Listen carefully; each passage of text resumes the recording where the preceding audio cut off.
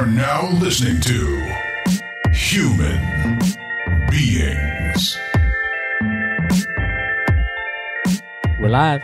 And Episode 17. 17, Bob. Hey, we come a long way, man. We're 10 more from when we took our hiatus, so I'm real happy about that. 10 more? No, we got one more left.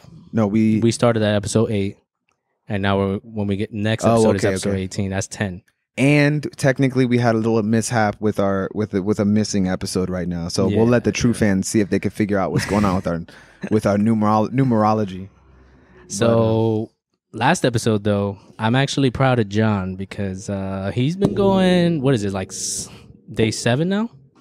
No, today it's day 6. Yeah, he's going day 6 on all fruits. Speaking of fruits, gotta have the fruits. But yeah, of course, another prop. Shout out my just baby like last boo. time. Another prop. Baby boo Jess, good looking out from my smoothie. But yeah, no, I'm really surprised, bro, because I remember my first time trying. You remember right before I got out of the Air Force? It was like a few months before we were talking about it, and I was like, all right, I'm gonna try it. And I think I made like half a day or a day and a half. I can't remember which one, but I'm just gonna say half a day. I don't even remember. It was horrible. I didn't make 7 days until like 6, 7, maybe almost a year after. I'm trying like a couple times. So for him to be able to just 7 days off rip, unless he's cheating, which I don't think. I don't think John. No. He's an honest person. Yeah, you're an honorable man, I can tell. But I'm gonna tell you right now, I'm gonna feel a little salty if he hits 30 days. And we've been knowing about this for years, and if he hits 30 days and we haven't even done that, that's pretty embarrassing. It'll be rough. And I feel like at that point we'll have to put up or shut up. You know what I'm saying? I'm starting tomorrow again. We're just gonna ignore all of this. You're not starting tomorrow. I went to day 5 and I ended up, which I'm surprised. Actually, I felt really good in those 5 days. And then you were just like, you know what? I just want to feel like shit right now. That was, I don't know about that, but I did break it because, anything I say is just going to be an excuse, but I'm glad we nailed that. That's the headline. So either way, it's going to be an excuse, but the main reason why is because I wanted to video record it from the beginning as well, which I've been saying that for a while, but I felt like I can actually do it better now. And I felt like, you know how when you're going on all fruits and there's an urge that you have to eat something, and then when you eat it afterwards, you're like, I regret eating it because it wasn't worth it. Once it goes past the taste buds, right? And you're just like, why did I eat that? And it was because obviously the addiction aspect of it. But after I ate it, I was just like, oh my God, the same cycle, the same karmic cycle every time, where it's just 9, 10, 32 years, whatever. You didn't even start. No, exactly. It's nothing to be ashamed of. I didn't start with you guys, but I'm naturally already eating way better. Than you guys are. I still mess up too, but even in that one day, I think you guys were on like day 4 or 5. By day 5, that day you stopped, I had only had 2 meals that weren't fruit. I think it was sushi one day, and my wife made potato salad the other. That was actually the first night. The first night I was gonna start, she had decided to make potato salad, and I was like, well, I guess I'm not starting. So are you guys back on the vegan thing? It's not really. I wouldn't. First of all, I'm just gonna say it's not vegan. It's not vegan, but like not eating meat and dairy. Yeah, we still do seafood. We still do seafood a little bit. Like I eat more seafood than she does, but it's pretty much just mostly healthy, mostly plant-based. She doesn't really eat any meat other than the sushi occasionally, or seafood. But so she eats meat. I will Well, okay, I said other than. I know, because but a lot of people don't consider seafood meat. I guess I don't consider it meat. It's like a subcategory. But definitely consider it meat. But go ahead. Well, in that case, fruit has meat too, because you have the meat of the fruit. What you eat is the meat of the fruit. That's actually what it's called. Okay. Well, you lost me there. Well, that's what it's called.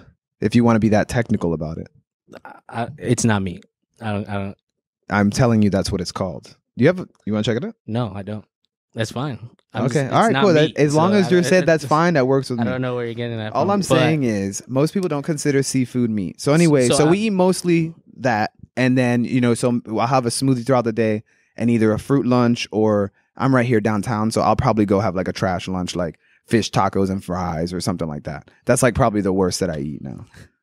Or I'll switch out the fries for mashed potatoes. So it's actually funny. I was looking over some of the comments in some of the posts that we have in the reels, and some of the things that people say is pretty funny. Oh yeah, but that's But there was one guy that was legitimately though asking about what about seedless fruits, and how do they affect the body? Which I planned on responding to. Oh yeah, yeah. I plan on. It's just there's so many. If there's that many comments, it's like I already have so much time in posting it that going back to comment takes a lot more time. You were the one who told me that Joe Rogan tells his guests not to read the comments, right? Tells his guests, yes. Tells his guests, yeah. Okay. Yeah, because of that. Ever since you told me that, it just started. Every time I read comments, I just start laughing. He's like, this is why I'm not supposed to. Can't even imagine someone like Joe Rogan who gets millions. What millions of views? Then you probably have tens of thousands of comments. And most of them are just talking shit. You got to think, bro. Like it's like you see these comments and you assume they're legitimate people because they are capable of making an account on Instagram. But this is just it's stopping a car and pulling whoever's in there and whatever their life is about and just hearing their random opinion. Yeah, and it's crazy because the random things that they comment. So like one guy was talking about, so somebody commented that that I really need oranges, or they wanted to eat oranges. I forgot exactly what it was, but talking about oranges, and then somebody underneath comments, "You're just lacking vitamin C." Yeah. LOL. Yeah. What do you talk like? It was something along the lines of I think that one was more like talking about when they feel a certain way that they eat oranges, or when they eat oranges they feel a certain way, and they know that they eat a lot more oranges and they just feel way more vital, like more energized. And then he said but he's saying that in a way as if like, oh, you were just lacking vitamin C. That's why you feel better. It's like, no, you could have just ate the oranges, which is what's helping you. The vitamin C is just a Band-Aid.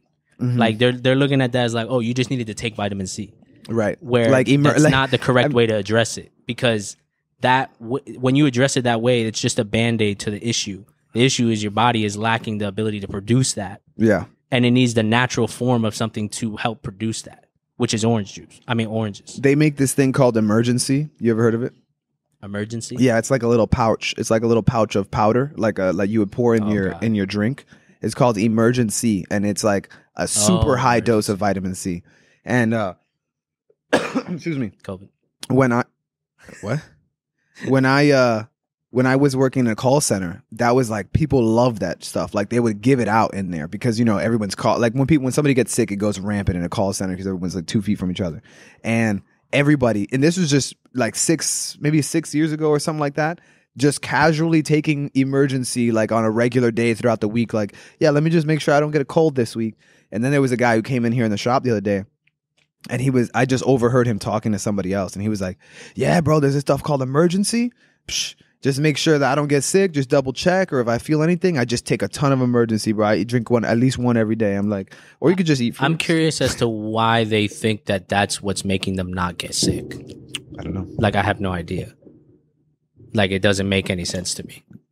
It's the conditioning, because we've always been taught that if you get sick or something, or that orange juice is good for you and vitamin C helps prevent colds and sicknesses. Those are just like common wives' tales that go around. Yeah. But one thing I was going to say too about John before I forget is because he mentioned today that he because he's on day 6, he ended up texting us super late in the day, because he's been, just for those who don't know, he's been sending us those pictures, like all of his meals, whatever he eats, watermelon smoothie, fruits, which are hilarious, by the way. Yeah.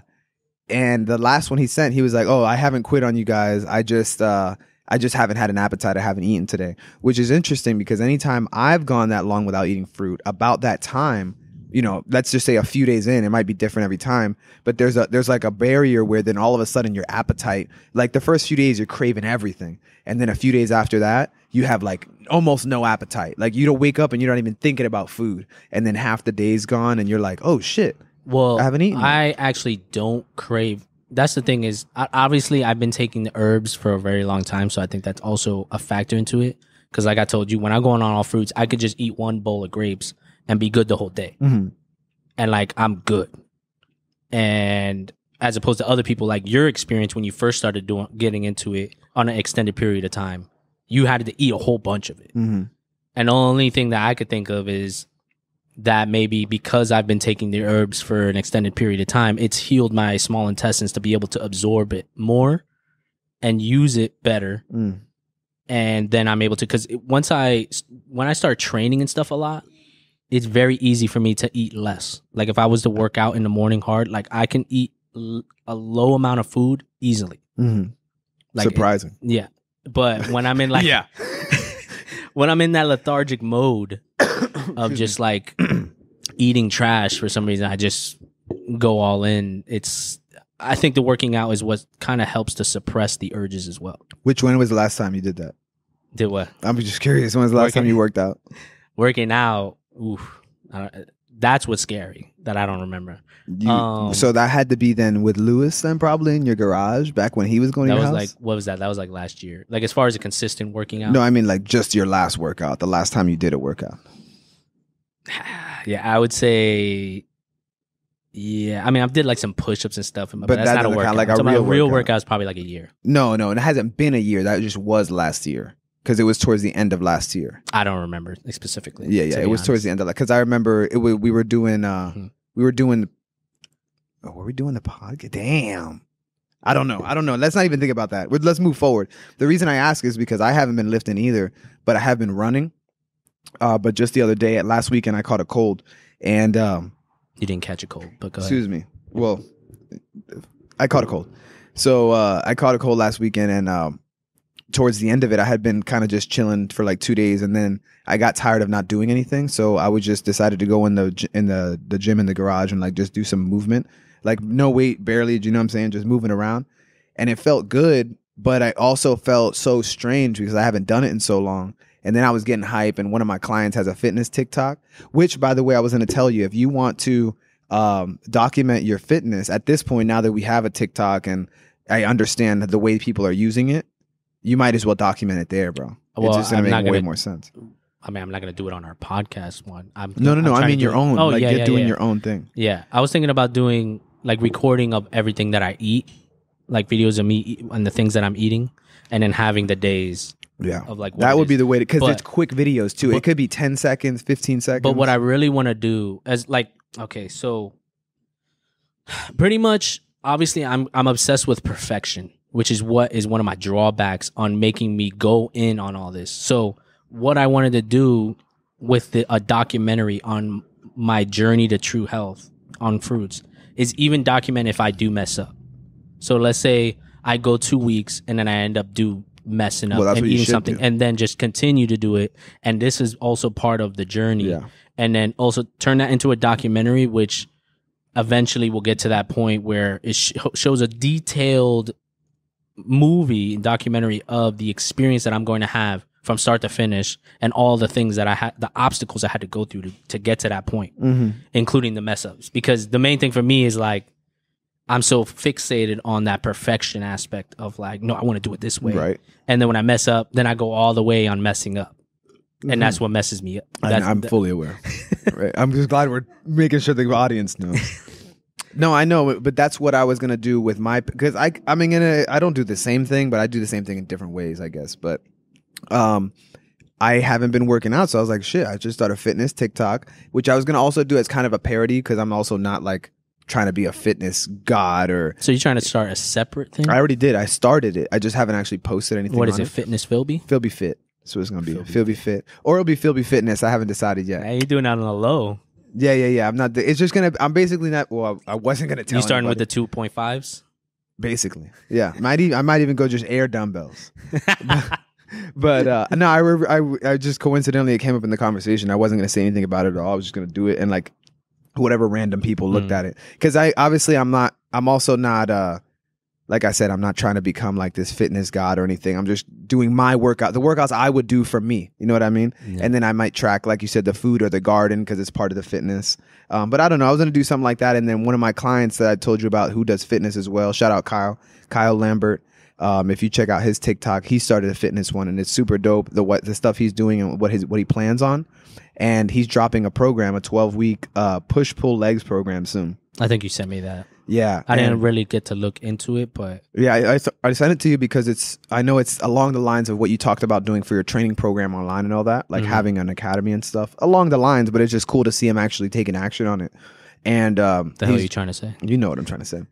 And I told him when it drops, this was before I started, I was like, yo, when it drops, I'll do the 12-week program, and then I'll start a TikTok. It'll be Philby Fit. And he was like, oh, I love that. And I was like, all right, there it is. I'm going to do it. So I recorded that night of me just moving around in the garage with the weights, like no weight at all. And it was cool just trying to kind of mess around with the angles and see if you can get some cool shots.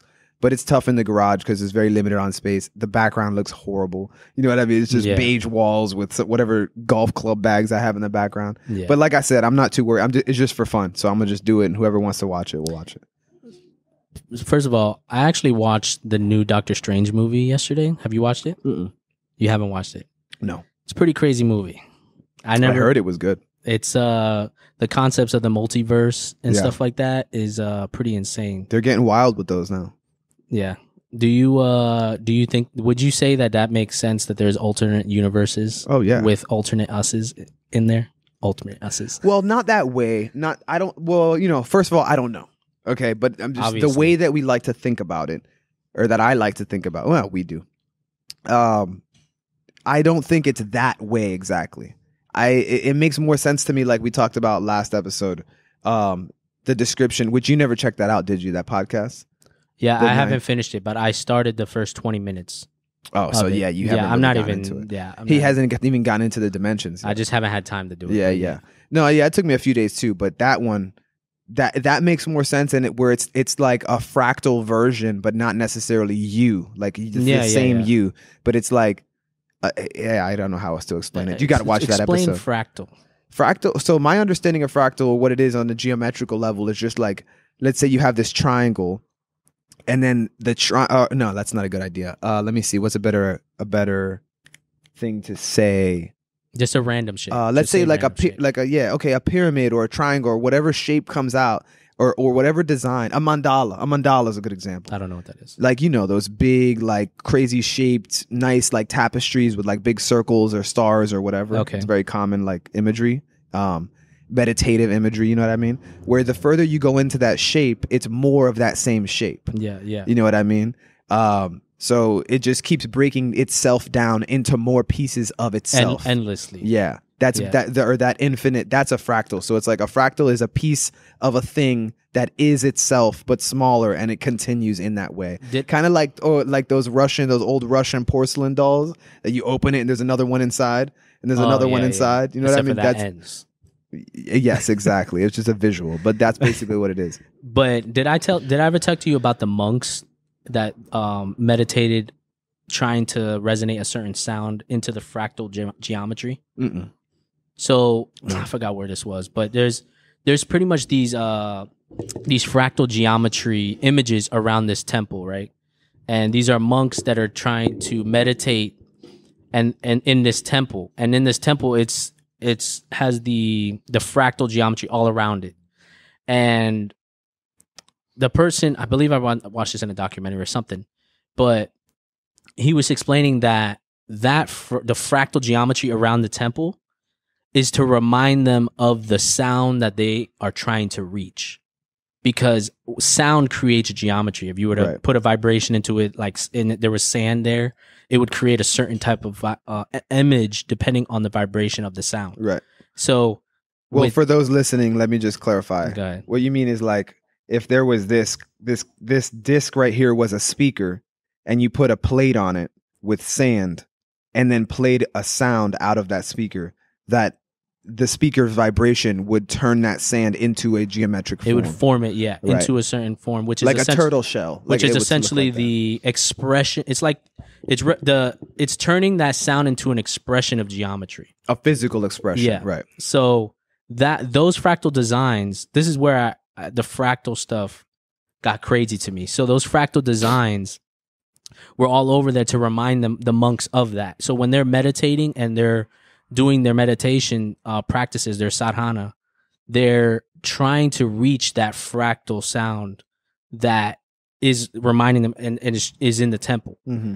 And which is essentially the source of creation, which is endless cycle of itself. Mm-hmm. And because that's exactly what a fractal geometry is a constant cycle of itself. Right. As you keep zooming in or zooming out, it's the same thing from the minute to the ultimate, pretty much.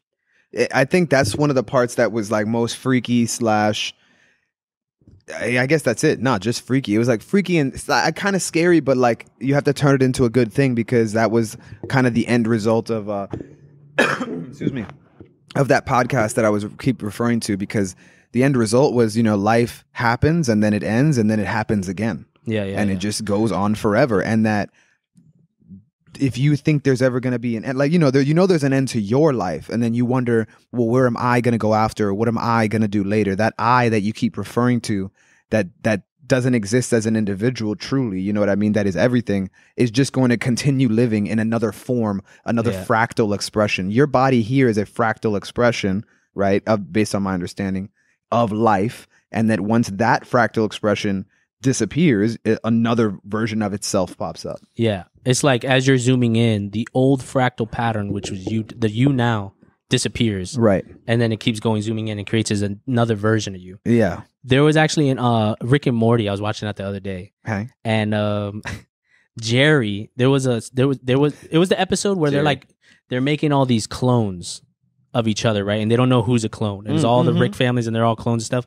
And then one of the clones, because the clones eventually start turning into monsters. So one of the clone Jerrys is like living forever. He's like wooden. So it's showing him at the end. It was just random. It was super random. It was like, I think it was post credits too. And he's just there, and he's showing his cycle going through evolution of the world like many times. And it's just like, and then it got to him on the cross, and he was like, Christianity again? Yeah. And then he kept going through the cycles of a civilization's growth, going through like religions, all the wars, all the technology, and then recycling itself. And then a cycle. Exactly. It's crazy how they throw little stuff in the tiniest way. They throw that into a show that has all these other wild things in there. And you're just like, I don't understand how they do it, really. Because I mean, first of all, the guy that creates Rick and Morty, I don't think that he has a lot of say on what's on the show for some reason, because that guy is sick. I mean, you made a joke about a child, like pedophilia stuff. You don't make a joke about that.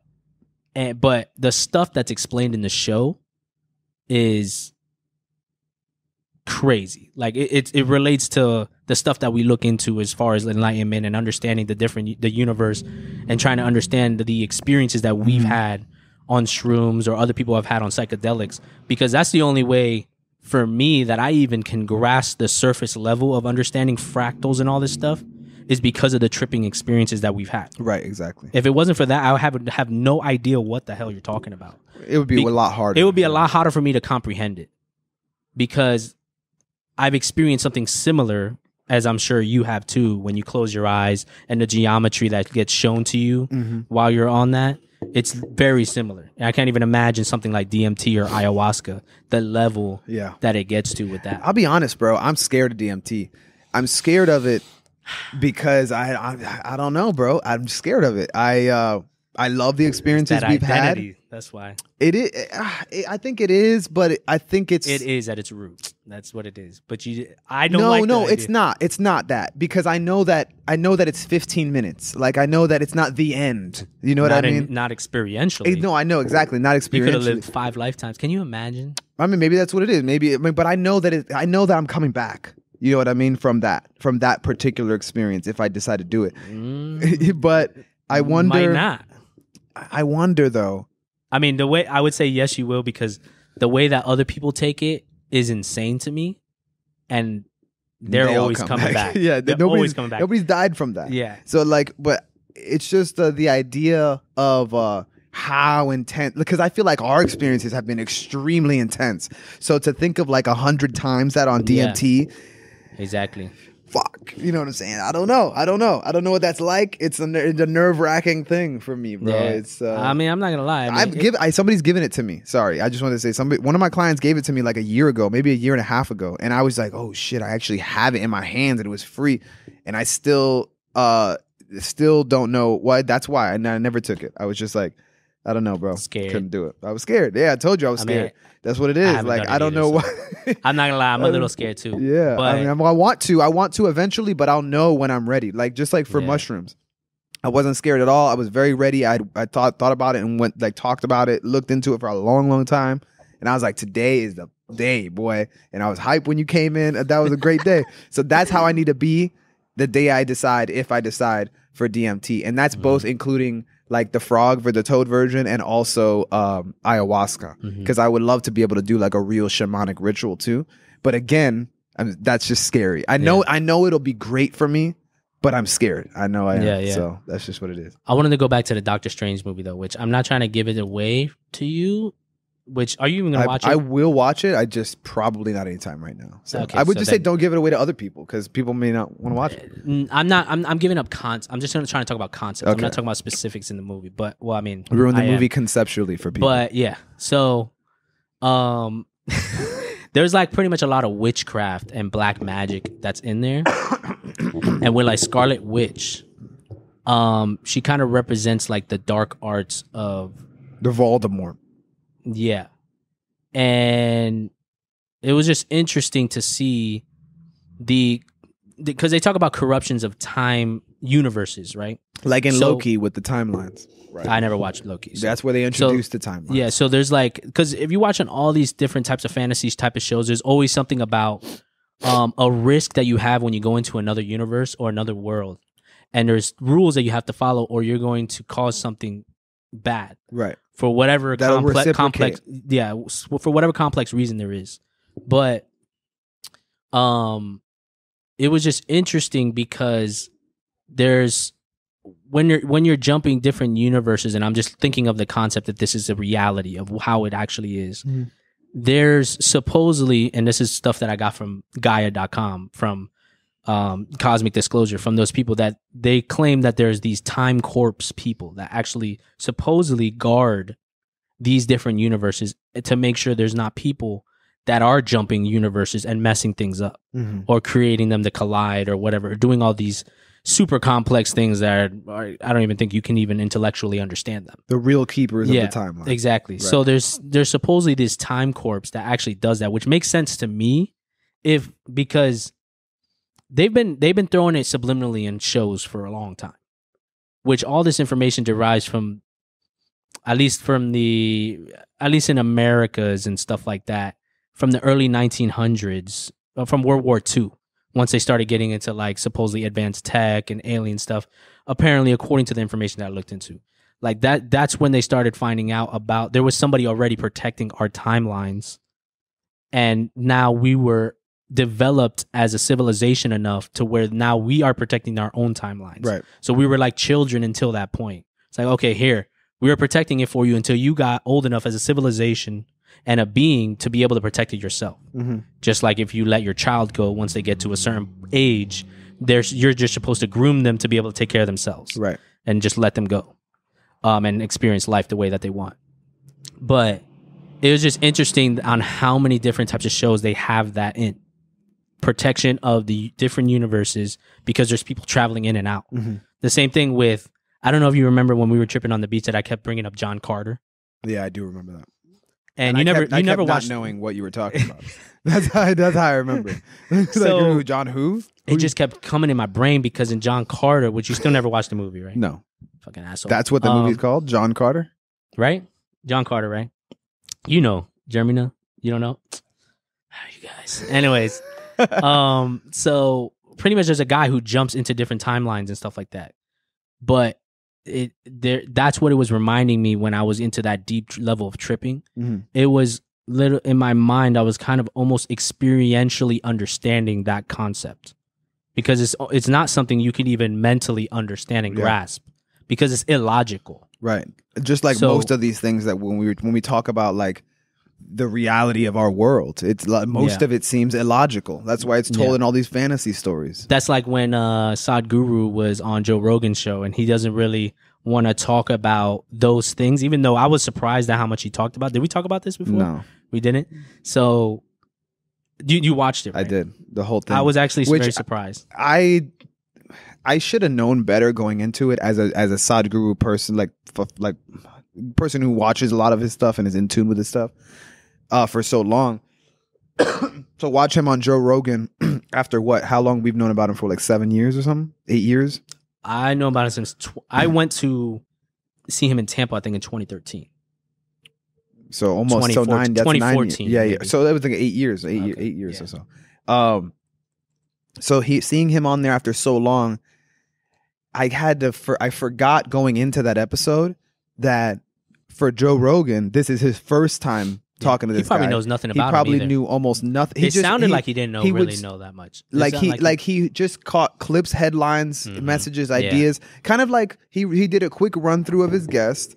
I don't know how long it was, but I feel like he went into a room and somebody was like, "Oh, this is the guy. He does this. He talks basically about this." And then, all right, here. Yeah, I mean, I could see it being him, but I could see him like quickly, just briefly, like, okay, I see what's going on here, and then his because I already know the type, or I could. Based on me watching a show, you understand the type of personality he has. Yeah. And it's like, okay, I see how he's coming into this conversation. And he already has a lot of experience, so he doesn't really need to prepare as much. And then we also know Sadhguru and how he responds to people depending on their energy and the questions and the tone behind the questions. So watching that, it seemed so like super, super remedial, like for the first half of it. I was just like, dang, like get to the good stuff. Yeah, I was getting annoyed the first 20 minutes of it. Exactly. It was kind of just like, bro. Especially the way that he was being more hostile than I wanted him to be at first. And actually, surprisingly so. I think I'm going to guess it was because of his fan base, his just more critical. He wants to play devil's advocate. He wants to try to see if he can, in essence, I don't want to say it like that, but debunk you. You know what I mean? He wants to make sure you're not some fluke, you know what I mean? Some floozy on his show. He wants to make sure you're not going to come on his show. Because his fans will probably watch an episode with Sadhguru and be like, oh, you didn't even get on him about this. You didn't even check him or question him about this. Yeah. You just let all that ride. You let him say some crazy shit like that. So he has to go in like that. You know what I mean? So I get it, but towards the end, he started to see like, bro, this isn't going to work that way. Like, you know what I mean?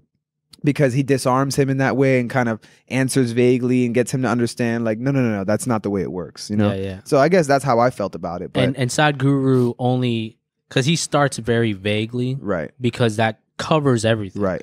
And then as he understands how you are and your mind works, he starts going deeper into it.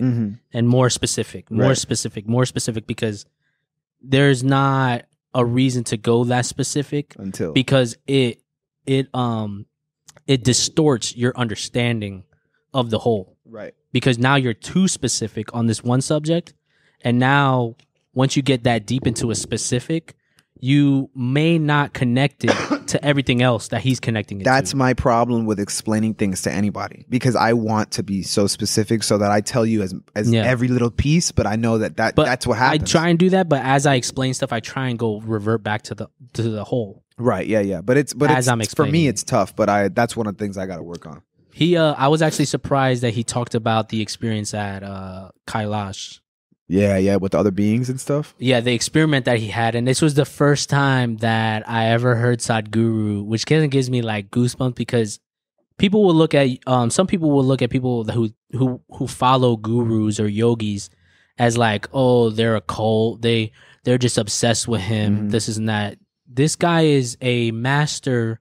He is an enlightened being who understands how creation works. And he has touched creation. Right. That is essentially what a real true by guru touching is. His creation, to be exact. Inward. No homo. But that was for you, Mike and Gonzo, because I know you. So now you made me lose my thought.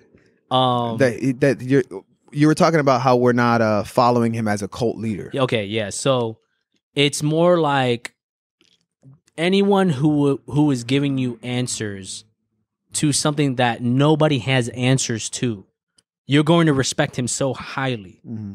And it's not even, I don't even follow him in a point where like everything he says is right. Right. Even when I watch a new video of him, I'm asking myself, I'm skeptical from the beginning. What does this make sense? How is he going to answer? Exactly. Because that's how I've looked at, that's the best way to look at all the videos, right? Because I think that's why our respect for him is so high after looking at every video with that skepticism and him coming out like, he just beasted on that one. Like he answered that perfectly. It's not me subjectively being like, oh, that's, even though I do feel that way, where I'm like, Sadhguru, he's the truth. You have to question it first though. And exactly. Yeah, I question everything that he says, and I'm particular and trying to be as objective as possible, looking at his exact verbiage on what he says. and it does not make sense. It always makes sense. I was glad, but that's what he's known for, is articulating the mystical into an intellectual realm where we can actually understand the mystical, which is illogical, which is what he was explaining on Kailash when he made that experiment. Because I even showed Jeremy a little bit about it. We didn't watch the whole thing, right? So you know about that whole experiment thing, right? Or not really? Wait, when you say experiment, Kailash walk. I know the Kailash walk. I don't know about the experiment. It was an experiment? Yes. Okay. Because this is the first time that I've seen him admit that he was walking into a realm that he did not know about, because it is something beyond our universe or beyond our world. Oh, I didn't hear him say that. Yeah, so I wouldn't say universe. That's not the exact verbiage, but don't quote me on that. But the realm that he had, it's beyond his knowledge, because it's something from another dimension or something. So it's something beyond his understanding, because he only understands our us world, from the origin to the ultimate. But he can't understand another universe or another, because it's all different. Right. So if that's how it is. So he had a volunteer lay on the ground, and he allowed, because if you don't, so there's a huge lake in the Kailash walk at the top of it, just to give the visual. So there's a huge lake at the top, and this lake has a lot of energy, high energy beings, actual beings that are of what he describes as of another world. And the energy is so high that everyone goes there, and you have to hike through the Himalayan mountains to even get there. And at the end of it, you would do meditation in front of it, because this is the same concept of what I was explaining in the last episode with temples, and you meditating in temples to help raise your vibration and frequency to connect with the ultimate. Mm-hmm. And when you go to that lake, is the same concept, because it has that high energy there, and you're connecting with higher beings as well, if it's true.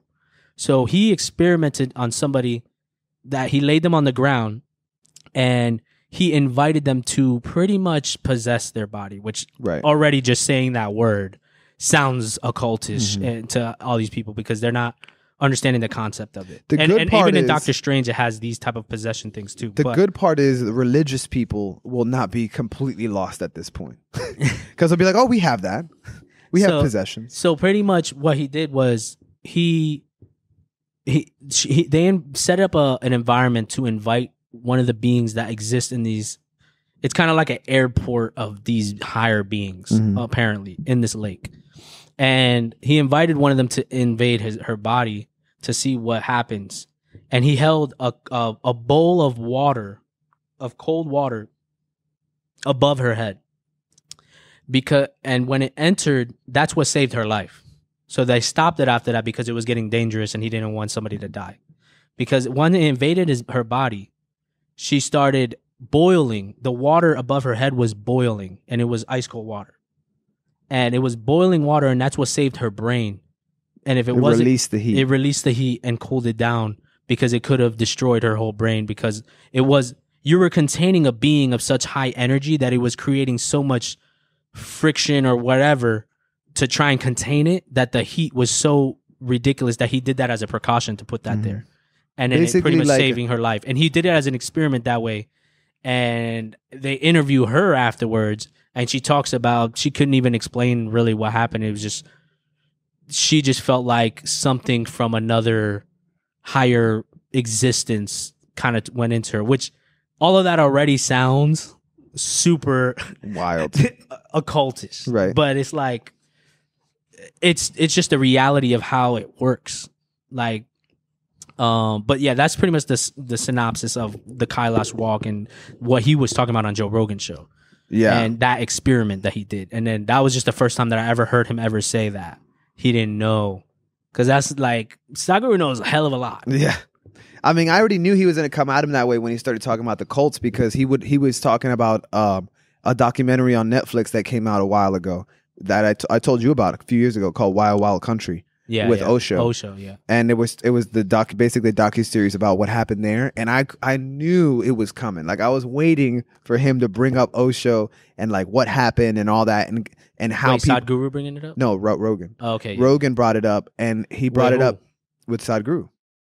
I don't remember. He brought it up basically just trying to like talk about the skepticism that people have with gurus in general. Okay. And when they go do things like Osho being mad flashy with the Rolls Royces and getting people to have all these big, seemingly it was a seemingly a cult, basically. Yeah. You know what I mean? Let's explain on what the Wild West, the Osho whole thing is. Yeah. So it's you could, or you could just go watch it. But the synopsis, would it be what that Osho had a he was an Indian guru as well, right? I think this was in the 80s, something like that. So 80s, 70s, something like that. Yeah. What state was it that he went to? Arkansas, Oregon, I think. Oregon. It was Oregon. So but he had a sanctuary already in India, and he had got kicked out of there. They got kicked out, and then he moved here. He wanted Oregon. to move to America to start an ashram there and a community. Yeah, just like how Sadhguru has the Isha Foundation. Right. He wanted to start it in America because he knew America was the frontier of freedom to believe or live how you want to live without harm. But what he didn't know was he was going to Oregon in a small community of Christians. Of people who look at them as they're crazy. Well, and it was a small town. It was like, I don't even know how many, like a very, very, very rural small town in the middle of nowhere. And I think they bought like a ton of acreage. Like, I don't know if it was hundreds or thousands of acres to build this city. And they basically built their own city and took over the other small town that already existed. So they actually legally created their own city there. Yeah. And they started running rampant. Because anyone can make their own city, actually, if you have certain amount of people. Yeah, which is dope. We should have that. Oh, I plan to. We should do that. But they pretty much created their own city to be in America, to have that freedom to express and search for the enlightenment the way that they weren't able to because he was getting attacked politically and all this stuff in India. And then they did here because the communities were doing all this crazy stuff, like according to the locals, they were having all these wild orgies and sex parties and like dancing all night long, and everybody was with each other, and big 80s 70s vibe or whatever. They were attracting more people because everybody was going out telling people like, oh, y'all got to come see what's going on over here. It's like pure freedom. Which seemed dope, by the way. Like not the sex parties part, but just the overall vibe that everybody was just there to help each other. They all did their own. They had lawyers, they had architects, they had contractors, but like literally everybody you need to run and build a city. That's what they had there, and that was dope. I thought that was cool. Random thought. But to end that, they got ransacked by the FBI, and then he ended up getting chased from. They even created their own airport, and Osho had to leave. Oh, that's right. That's right. Damn. And he left on a plane. Well, I don't know. Don't ruin the ending. They ain't gonna watch it. That's not the ending anyway. It's not the ending. Yeah. Either way, I'm just explaining. He said they ain't gonna watch it. I'm just explaining the Osho story, which I consider him also an enlightened guru. Yeah. But he just there's different types of gurus because. Well, there's different type of people. Yeah, there's different type of people. They just because you achieve the same accomplishment or level doesn't mean that you are going to use that information the same way and live your life the same way. You and I we know the same information now. I know more than you, but no. But even if you know the same information, maybe in another alternate universe, you're a different person. You're going to try, or you're going to use that and live and create something different than somebody else is going to live and create. That's how we work. But the thing is, that's crazy is when you look up other gurus, because there's obviously a lot of fake gurus, right? But the real gurus who, from what I've listened to, I don't know enough about them, but people like Guru Muji, Osho, Krishnamurti, Eckhart Tolle, these are people who literally say the same thing. Sadhguru. I just prefer Sadhguru as my outlet or my It's guru. A personality thing. Exactly. Yeah. That's who I resonate more with is Sadhguru, the way he talks and everything like that. But there's so many other different gurus out there that speak the same truth. Yeah. Because they're speaking about the same thing. Just like when we talk about health, you have we like Dr. Robert Morse, but then other people like Dr. Sebi and they're giving the same information. It's all the same source. They all may have different quirks.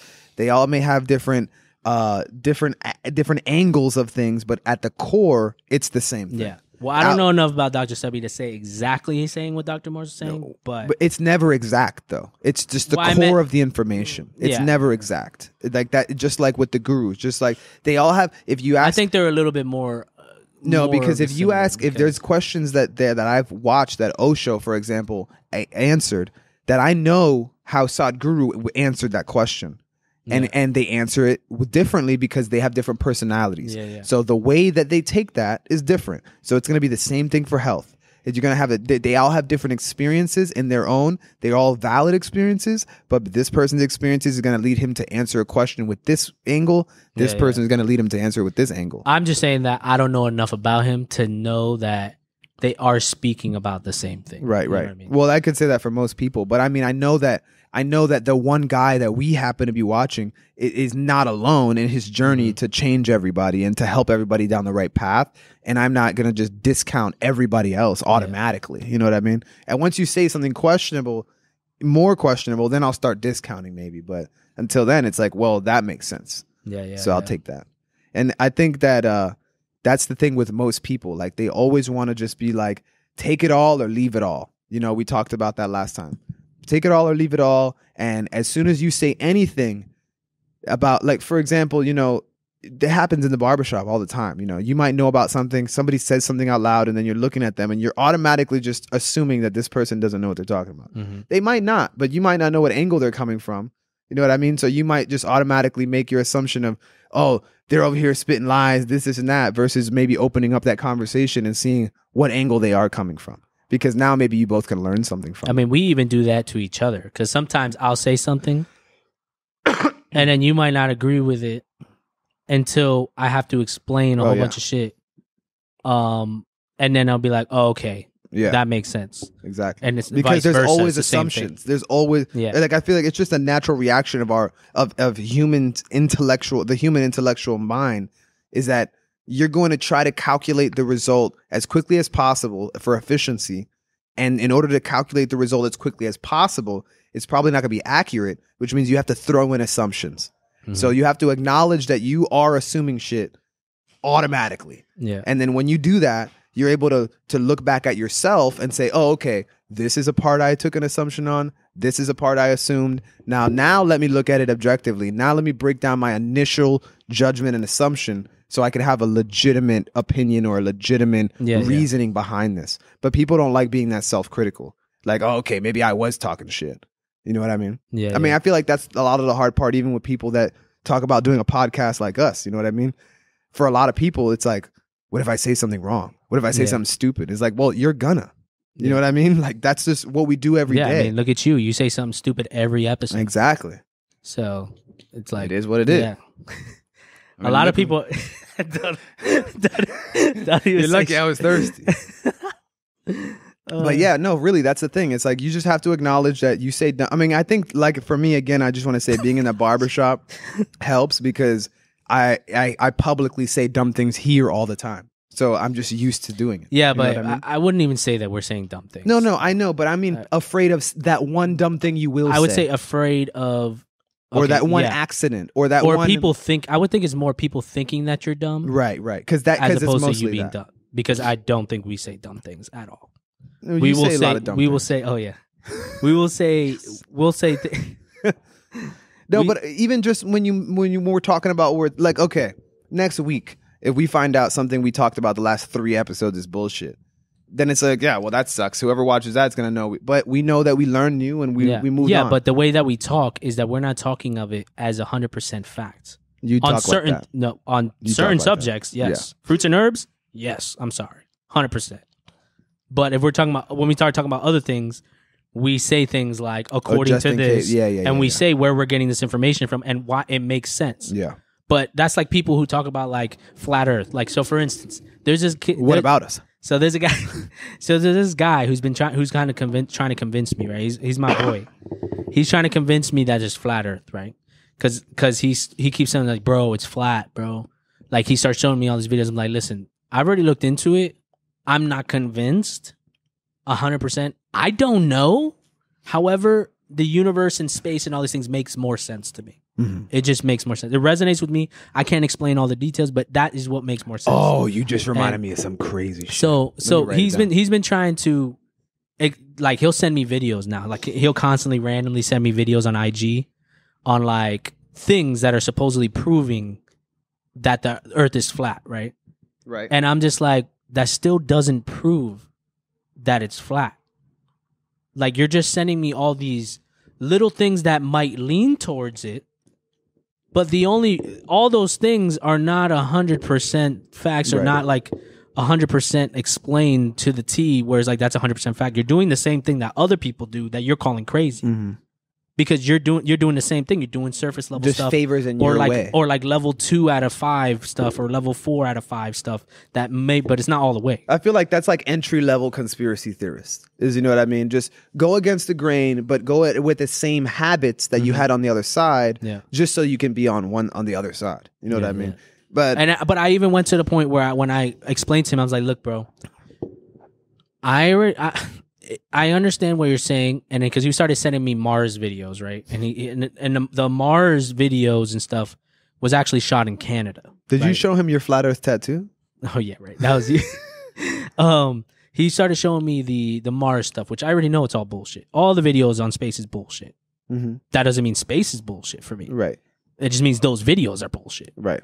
And that's a fact for me. Like the moon landing, it's Mars videos and stuff like, and there's a space. So they pretty much say, well, you can't say that's a fact for you.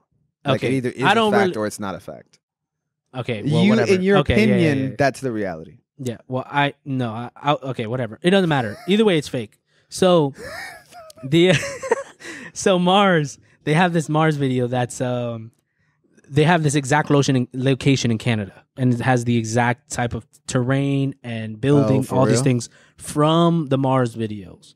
And he's sending me this, and I'm like, okay, that doesn't mean the Earth's flat. Right. That just means that video is bullshit, which I already agree with. Right. So I don't know what you're trying to get at. Like, it's a supporting thing, I guess he's trying to say, oh, that space is BS because of this. Right. But I was like, no, that doesn't really mean space is BS. That just means that video is BS. Right.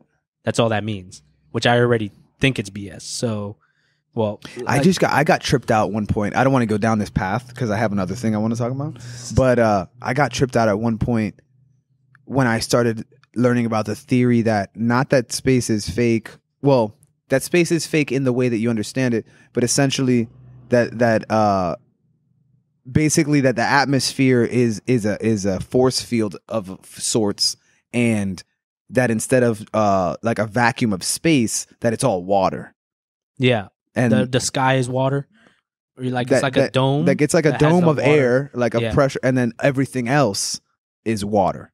So like if you punctured it, that water would basically flood like the Earth. Oh, well, I know that he was sending me some videos on that where they would zoom all the way in to the planets or the stars, and it would look like water, right? But they're showing videos of like you recording water from the top. Yeah. It's like, first of all, in the deep ocean there is no ripples. So what are you talking about? Because that didn't make sense to me.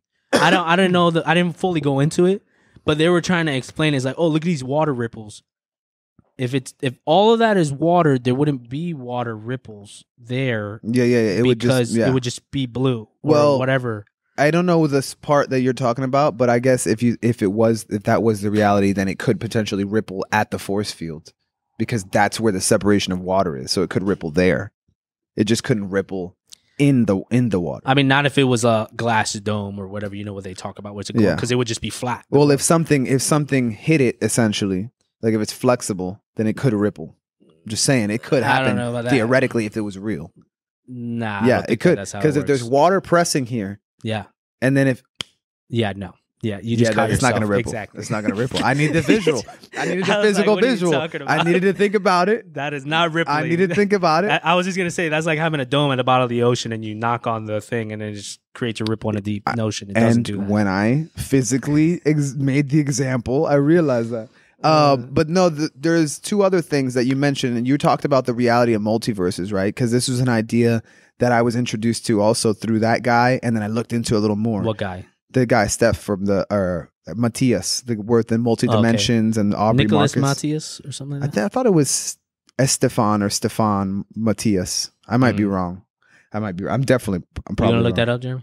It's 9 Dimensions Explained on YouTube. Yeah. Let's see what's his name. It's Aubrey Marcus podcast. But just put 9 Dimensions Explained. You'll come up.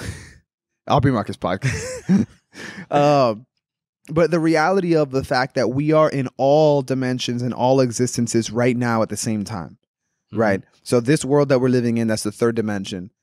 in this exact time, moment, and space, every other dimension is existing right here with us. We just cannot perceive it, right? Because we don't have the biological tools. Just like when it becomes nighttime, you can't see at night, but a coyote can, or an owl can, and they can see 1,000 times better than you at night because they have the biological hardware to perceive that information and do what needs to be done. Where, excuse me, as to where whatever beings exist on other dimensions or other planes, their bodies or their physical form or sensory organs, whatever exists there, it's going to perceive it differently. So that's why maybe they can or can't see us. Whatever the case is, the reason I'm saying this is because if we are potentially in the third dimension and let's say the fifth dimension at the same time, right? Which they talk about the fifth dimension being about love and abundance and ultimate understanding, like the next level Is that what they say? Higher consciousness. Is that what he says about it? That's what most people like. Most people's idea of what the fifth dimension is about. That's what it's about. It's like abundance, love, full, complete understanding, those kinds of things. So the idea is that we as humans have the potential to achieve that level, right? But just like things like horrible things manifesting, heavy emotions, anger, evil, all the things that we consider bad, right? Just like those exist here, all the other things like love, abundance, ultimate understanding also exist on this same plane. So for us as humans, it's up to us in our level of consciousness to decide which of those versions of our life we are going to experience here. Yeah. Right. So the idea of manifestation is to understand that idea. I don't even like it. Manifestation gets so convoluted with the way people throw out the word these days. I don't like using it, but basically understanding this concept is how you get into a position to create whatever life you want. Yeah. Because, excuse me, still recovering a little bit. Within the rules of the reality that you're in. Right. But obviously it's a very complex subject. If we're talking about the physical like existence, right? It has to be within the physical rules of our existence, right? Yeah. So, but that your life can be full of all the love and abundance and all those things that you want, as long as those are the things that you're focused on and those are the things that you do. I kind of lost where I was going with the whole idea. The only reason I brought it up is because you talked about multiple dimensions, and it just reminded me that idea, the fact that we're living in a moment where all of that exists at the same time, right? And they say time doesn't exist, that time is our own made up idea, and that all things all the time is happening at one time. Yeah. And because of that, that's a whole nother thing of that, right? That doesn't make any logical sense to us. But if we can start understanding and wrapping our mind around it, like when you think back to your memories of when you were a kid and that moment being the only moment forever, right? And then thinking to the future, like, well, that's never going to happen or that's never going to exist. And then you're here now and looking back at your whole 30 years of your life and you're like, where'd the time go? Like, I feel like it's the same moment. Yeah, I don't know. It's just trippy high things that I think about sometimes. Mm-hmm. And it just makes sense when you think about Interstellar. It always reminds me of like kind of like Interstellar. Yeah, exactly. And it's so hard. But then when you start to really like break it down in your life through your own perception and apply it and then see it happen, you understand it. And then the people who don't want to understand it or don't want to live that way, I guess, they're just never going to be able to put those pieces together to be like, oh, okay, it's because I'm focused on all this bad shit. Yeah. You know, I don't know. I mean, once you've been focused on bad shit, it puts all your energy towards that, and that's what it's manifesting. Yeah.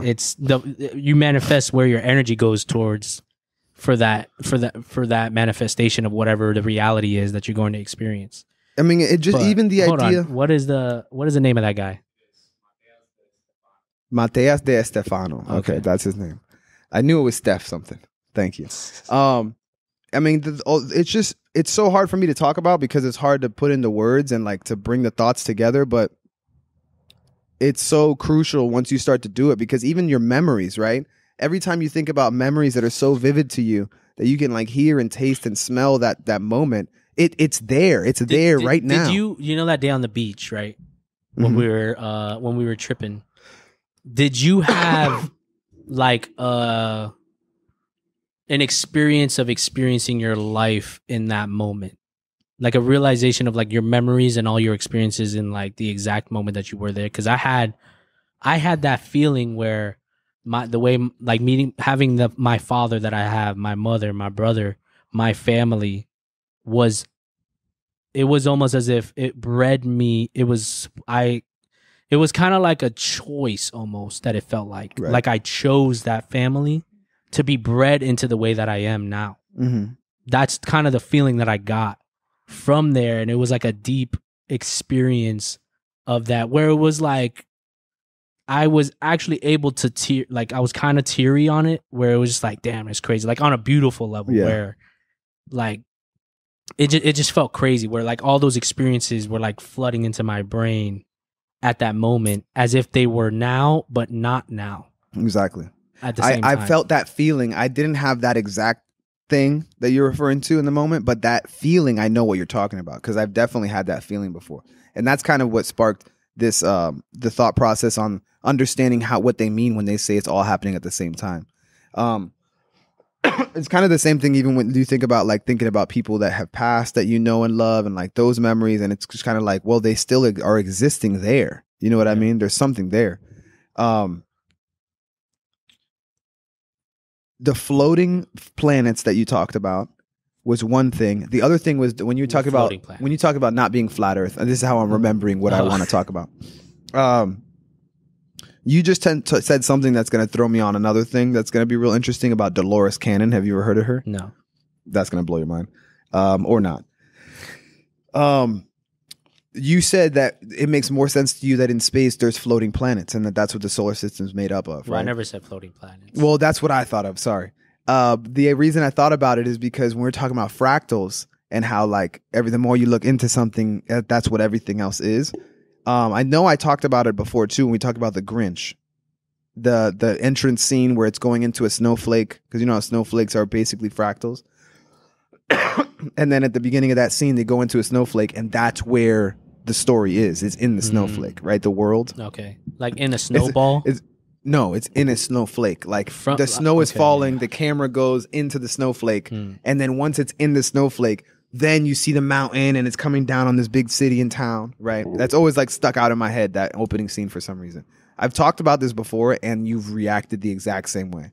Like you have no idea, then you remember, and then you're like, oh yeah. So we need more fruits, bro. So understanding the fractal in that way, it makes me think about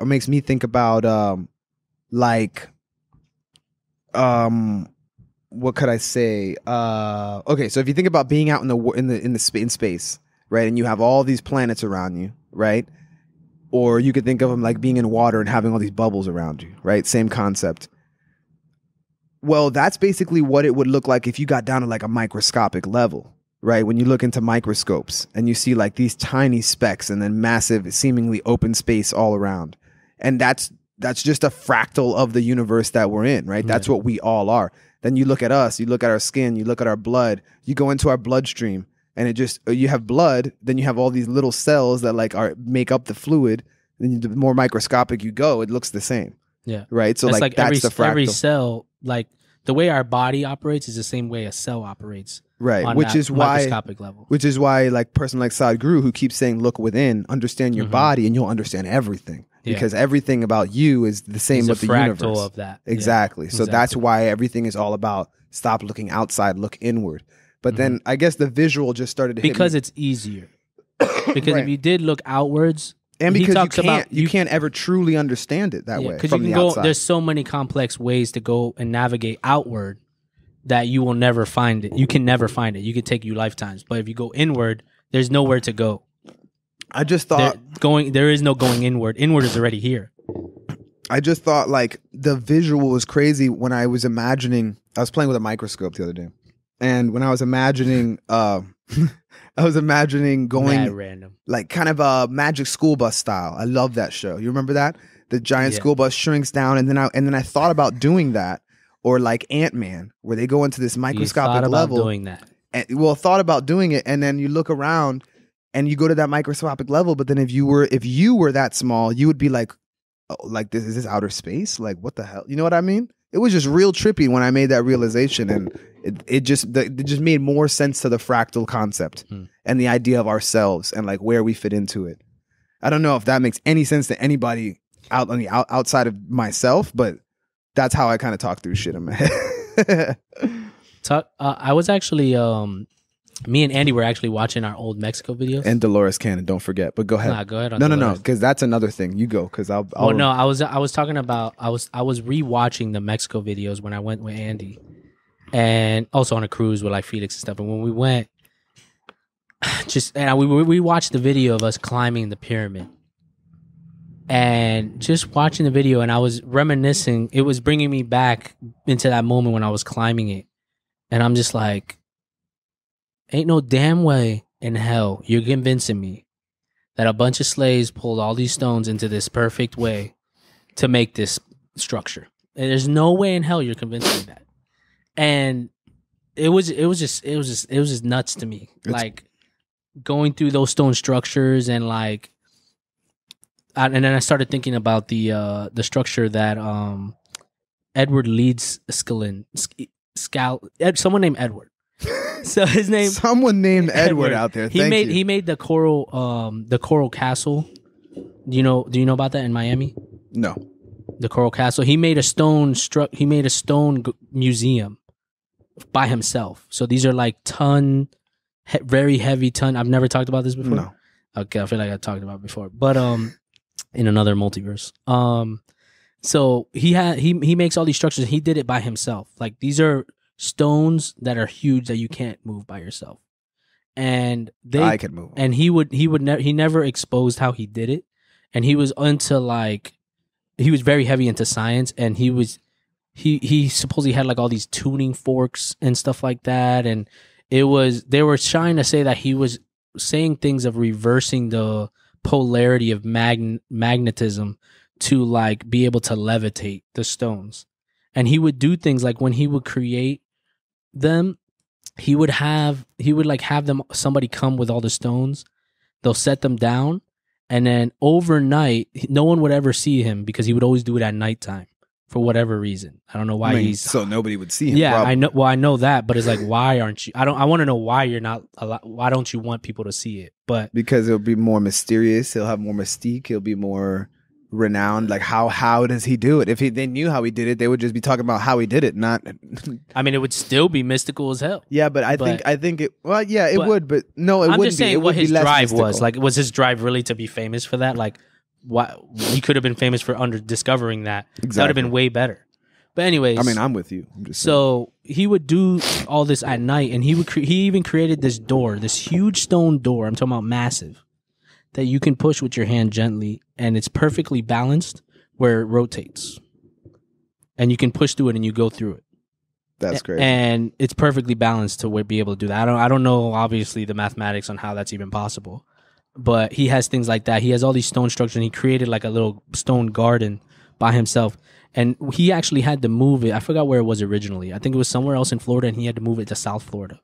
So what he would do was tell the trucks to post up, leave it overnight, and he would load the trucks up with the stone blocks overnight. The next morning, the truckers would just come and be like, yeah, they're all loaded. He's like, oh, they wouldn't help him to load it or anything. He just did it. And in the morning, they will all be loaded on the truck. And they don't know how. And I ought to put a camera in there. That's what I'm saying. But this was early, you know. They probably nobody be I think it was like those truck drivers were like, "Sure, I'll leave it. Be back tomorrow." I think it was like 1930s or 1940s. Oh, though. Damn! So there wasn't like you're able to just pull out your iPhone and start recording it. But it was just amazing. Wait, you couldn't? Oh yeah. Dolores Cannon.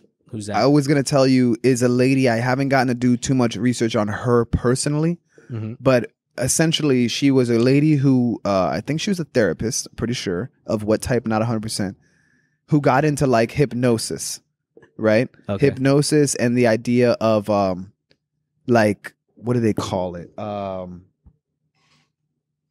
Hypnosis so that you can kind of tap into lost memories, lost files in your brain, basically. Like shit, like things like how they do with like people who go through like traumatic events, it's like somehow your brain just blocked out some trauma, shit that happened. Then they'll put you in this state of hypnosis where you'll actually be able to. I know what you're talking about. It's something regression, hypnotic regression. Yeah. Hypnotic. I knew the regression. I didn't know the other stuff. So that's basically what she does. She's had so many years of experience on it. Is that the girl? Is she the one who's on Gaia.com too, or no? She very well might be. I would not be surprised. Oh, okay. It makes sense that because they have like well-known hypnotic like regressors. And I've always wanted to. She's passed away now. She's gone now. Okay, no, but it wouldn't surprise me if she was on there. But essentially, she talks a lot about. I confuse her for the lady who wrote Law of One. I don't know if you know about that book, but see, I learned that there's two hobbies. There's buying books and reading books. Those are two different hobbies, and I'm kind of been doing the buying books aspect and not as much as the reading. That's definitely factual. Because it's just like I like the look of it and I want to have my own library, but it's just like then you got to read it. Yeah, exactly. Yeah. So she does that with people, and essentially what she's been able to do is tap into people's memories of what's happened before they were born. Basically. And basically venturing into the idea of past lives, just like Estefano Mattia. Let's just stay with that. Let's just say that. Estefani Mattia. You're the one who said it perfectly. That's what it was? The first time. Okay. Well, let's just say that's what it was. Anyway, it matches up very... Matias de Stefano. So, Matias de Stefano. I'm gonna just say Matias from now on. So Matias, it aligns perfectly too because he talks about his past lives, right?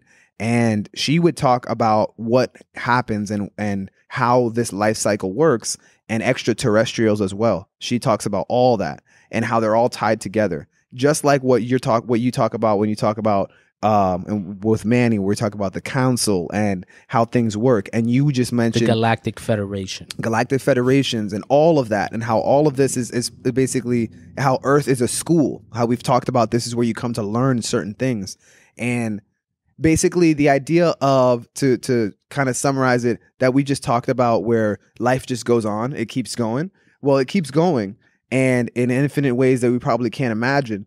But this one that we're on Earth, based on what she says, is this: you chose to come here to learn things that humans specifically are more adept at, which the main one is emotion. Like, we're highly emotional creatures. So here we learn mostly about that, mostly about emotion.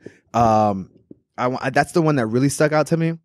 But you do choose based on what she says, you do choose where you go, your parents, your life.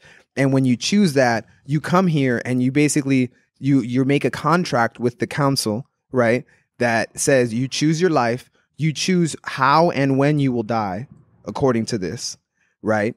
And when you come here, you forget all of it. Like, that's part of it. You're not allowed to remember any of it. So when you come here, you live through it. And then when you die, it all comes back to you, and then you remember, like, you're back to your higher self or your true self, and then you either come back, you have to repeat this lesson in another way, like through another life, because you didn't learn what you were supposed to learn or what you came in to learn, or you go repeat life in another form or function to learn other things that we may not even know exist. That's interesting, right? So that's just like a snippet of the stuff that she talks about, and. Dude, I've watched her talk, and it's just like we watched Sadhguru talk and all them, and the stuff and the way that she talks about it, and her love for it, and like understanding like that the once you truly understand that, you're free and there's nothing to be afraid of. Like, it's all good. You know what I'm saying? I mean, that's kind of the essence of it all. But it's the theme. The theme behind finding the truth is always dissipating destroying the fear. Of that, because once you know the truth, there is no fear anymore. It's just like, oh, that's just the way it is. Period. I wanna go and really take down. I need to go like watch her videos, and we should like take down. Where did you find her out from?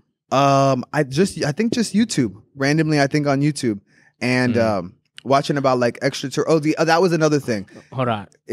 Go ahead. It goes in line with your idea that that when I was talking about this being a school. and that the other extraterrestrials are aware, and they're like aware of growing to a certain level where you can start taking over things at a different level. And sorry, it's coming back to me. She talks about how this Earth was actually seeded and created by extraterrestrials to be what it is, right? But not in a way that some people might think, where they like it's basically like a seed that you plant and you don't know what it's going to grow into, but you let it grow. Experiment. Yeah, you let it grow, you watch it, then you let it thrive, you love it, you take care of it, but you don't know what it's going to become, and then you allow that to live throughout the world. That's essentially. That's what I was going to talk about when you were talking about that when you come here, according to her, you primarily learn about emotions, right? But I remember reverting back to the alien stuff. Somebody talking, I forgot exactly who it was, but it was on a guy on Cosmic Disclosure, that he was talking about how certain alien species, accordingly exist, that they can't comprehend the emotions that we have, right? And some of them don't have any facial expressions, right? Because that's all emotion based. Because they're just like, this is what it is. That's it. What is this emotion that ties you in? Like, they can't grasp that concept of emotion, and it's foreign to those type of beings and stuff like that. So it's interesting. It's a highly human factor. Based on and also that when you were talking about planting the seed and just allowing it to grow into whatever, apparently also accordingly that this is like an experiment that's very unique and diverse in comparison to other planets, if there are other planets, right? Where they'll have very specific types of species, where this planet is very unique and important, apparently. I mean, well, allegedly, because there's so much diversity here. Not just on the surface is a ridiculous amount of diversity, but also underneath the surface, there's a whole nother level of diversity. If from what is exposed in Cosmic Disclosure, if there's all these other different realms and civilizations that exist underneath the Earth, the amount of diversity here is just on a whole nother level of incomprehension. Yeah, where that would make sense why this would be somewhat more a unique or important place that people want to be involved with, or other species want to be involved with, because it's never existed on this type of diverse plane the way that it is here. Because according to which is why you choose to come to Earth. You're like, I want to experience that. Yeah, exactly. And that's why when you look at most people, their whole lives, which would be crazy. Imagine, like, man, I would want to remember that. Like you would want to remember that when you pass away and you're just like, yeah, I chose here. Like, I want to see what my choices were. If that was you want to go. Why the hell would I choose? You want to go look at your application and be like, why did I want to die like this? I don't like. And it's, you hear her casually explaining it in this one video, and she's like, you choose how you're going to die. You've already done it so many times. You don't realize it now. You don't think it's a big deal. You think it's a big deal, but you've died an infinite number of times already. And then all those people that died tragic, crazy, torturous death, they're like, yeah, why did I choose that? Yeah. And then I don't know. That's what she says. But there's that kind of also it's everything combats a level of free will that we have, though, where if we're able to manifest our own reality, that kind of takes it away a little bit. Let's see. Hold on. Let me process that idea. Because you're kind of just saying, okay, we have if according to her, if we had that contract of like, all right, we chose to come here because of our soul our progression and our experience, right? It would be detrimental to our understanding, which we believe in free. Well, I believe it doesn't change free will. How does it? Because you already chose the life and the lessons that you're going to learn. No, you choose going in, you choose who you're going into, and you choose how you're coming out. Who you're going into, as in which mother you're going into. Yes, you came out of a human. In case you didn't know, so you choose where who you're going into, as in which parent, what parent family situation, and then and then you choose. What did I say? I said you choose how you're going in, and I think just how you're leaving. I feel like I said three things, but anyway, based on what I've seen, how you're gonna get out, like what your exit plan is, but not what happens during that, because once you come, you forget everything. Yeah, I'm sure you do. It's like, wait, where am I?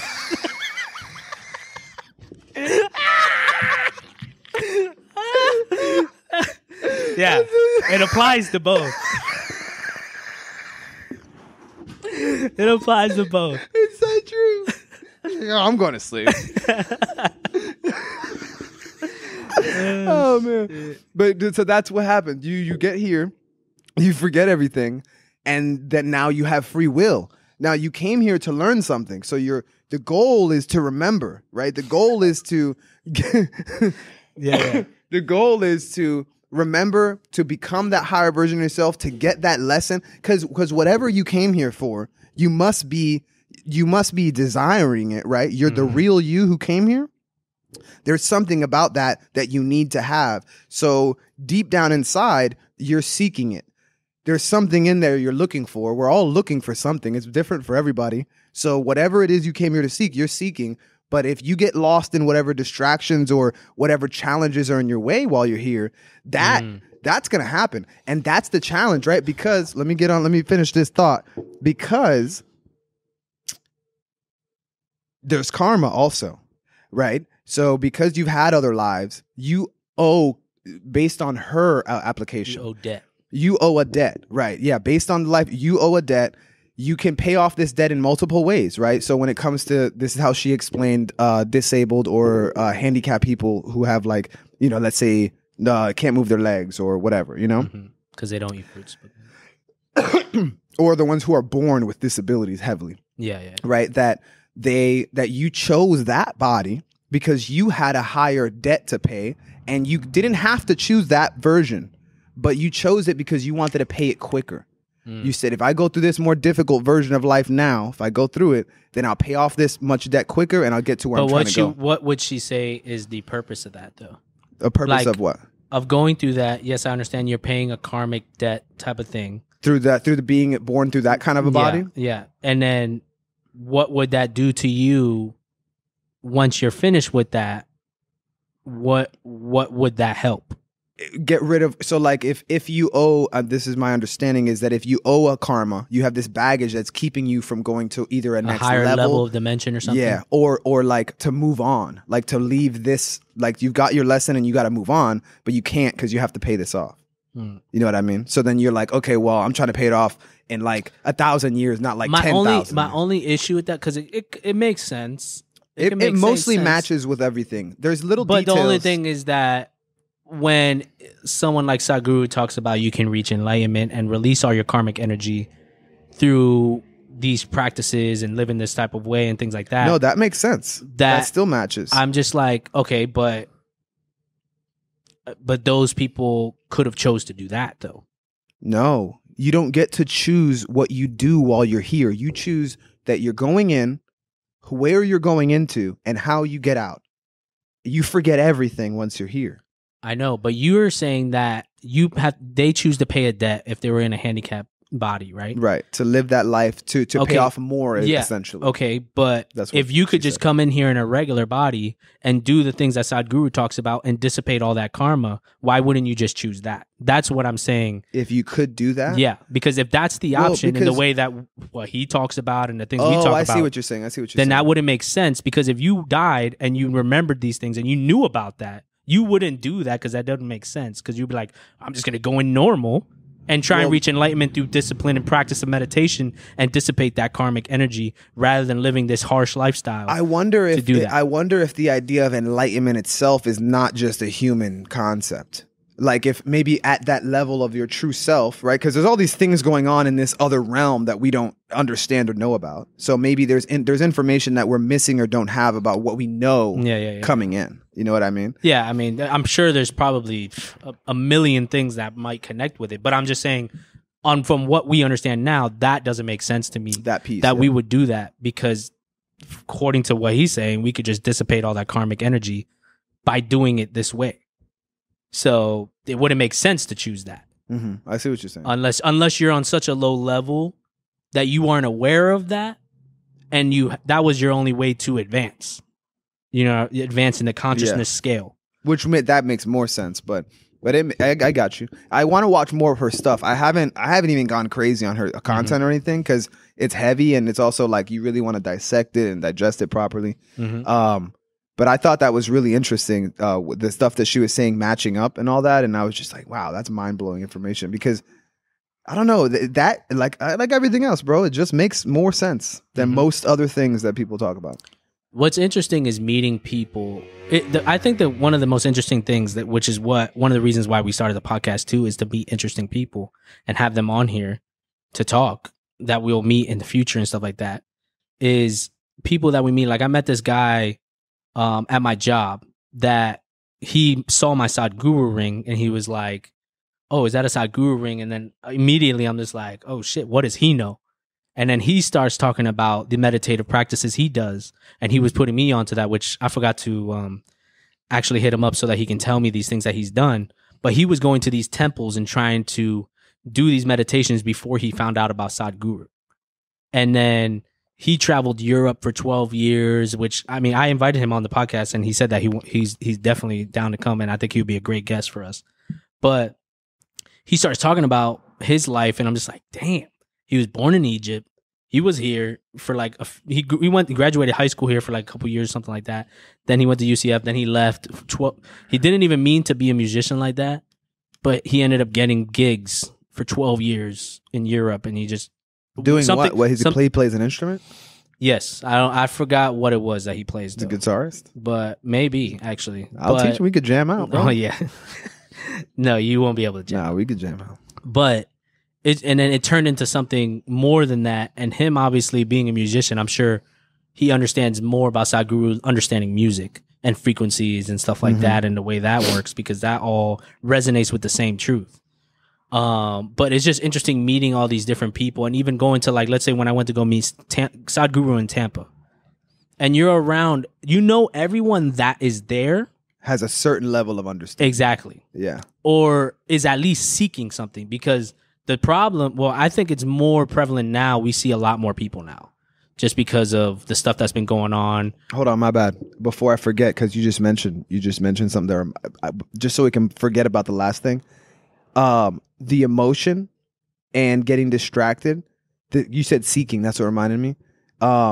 If we all have that deep thing. This is what I was trying to say. We all have that deep thing we're seeking for. But if you get distracted and allow all these other situations that are around you, which are there to challenge you to see if you can overcome it, if you let that distract you, then you're going to go down whatever that karmic path becomes. You know what I mean? But if you stay focused on what you're truly seeking and just listen to yourself, if you really can understand, if you can get past, so many people can't get out of their own head, or like if they're not talking to somebody, they don't know how to digest their own thoughts and processes. You know what I mean? But they have to be able to do that. And if you just ignore that idea for seeking, then you're just going to keep replaying the same thing. That was what you reminded me of. Sorry. Oh, and that also the seeded Earth, or the idea of the planet, that at one point it was destroyed and they had to like start all the way over for a bunch of shit, which just goes along with the idea of like extinctions and stuff like that. Another different day. cycles. But sorry, I didn't mean to interrupt you. Go ahead. I mean, I did. But. The point was just it's interesting to meet people like that. So, like for instance, when I was there in Tampa, right, there was a guy there that he specifically went there because he was dying from an illness. So he was. I actually super regret not being prepared to ask Sadhguru a question, because that's like a legendary moment that I did not take advantage of. Like, well, imagine me, bro. I was signed up to go do that inner engineering completion course in Tennessee. April, it was the end of March, bro. We were both, you had tickets to go with me, didn't you? Yeah. We were both going, and it was like 2 weeks before the event, because COVID was already here, but it hadn't been canceled yet. I was like, stand strong, Sadhguru, because you know what's up. 2 weeks before the event, we got the cancellation. I'm like, no! Yeah. Bro, and ever since then, now, I'm like, when is he going to come back to Florida that I'm going to be able to actually plan to go? Yeah. Next time he comes, I have to. Yeah, but that's the thing. Now it's going to be different, because even the guy that I told you I met at the job or whatever, he was talking about, because he's not for the mass stuff at all. But they're doing that. Yeah, but he was saying, because me and him were talking about that, he was like, I don't even think Sadhguru cares about that.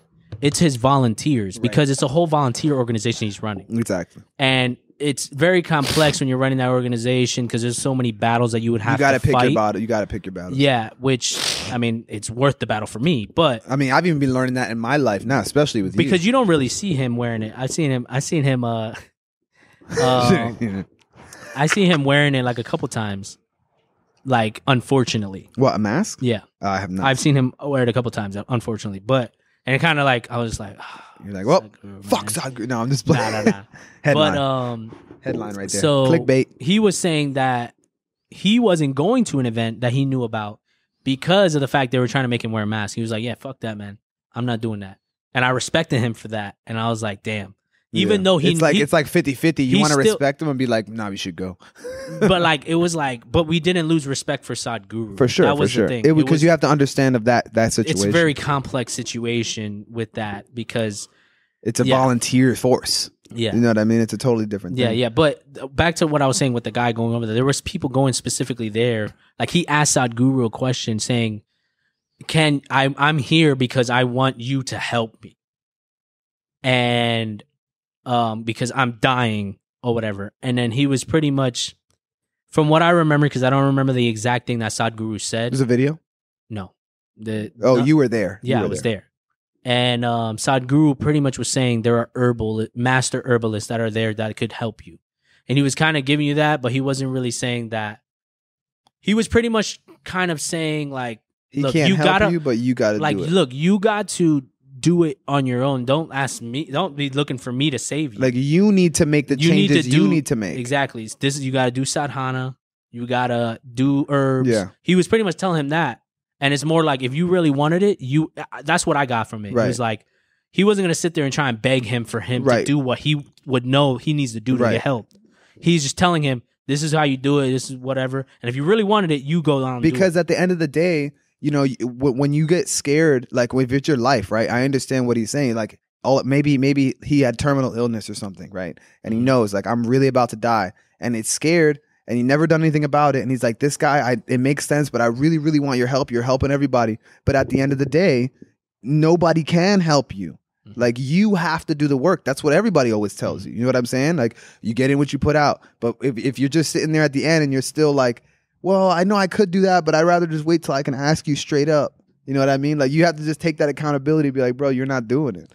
Like, if you're not doing it, it's not going to happen. Let me ask you this. So if you were there right now, imagine yourself, 1,000 people in a convention center, and they ask you, they say, okay, we're going to pass the mic around. Whoever wants to ask a question. What question are you asking Sadhguru right now? That is crazy. Right in this moment, without thinking about it, I'm going to have a whack-ass question, bro. I need like 3 weeks to think about it. That's how I felt. Because I felt... But I would have had to say, I would have said something. I mean, I could have prepared for it, but for some reason, the whole question aspect was out of my mind when I was going there. I was just like, oh, shit, damn. And then I'm trying to think of a question, and nothing was coming to me because I knew the answers to all the questions that were coming to my head. Yeah, it was like I just need to stop being a bitch and do this. Like I just need to do his podcast is over.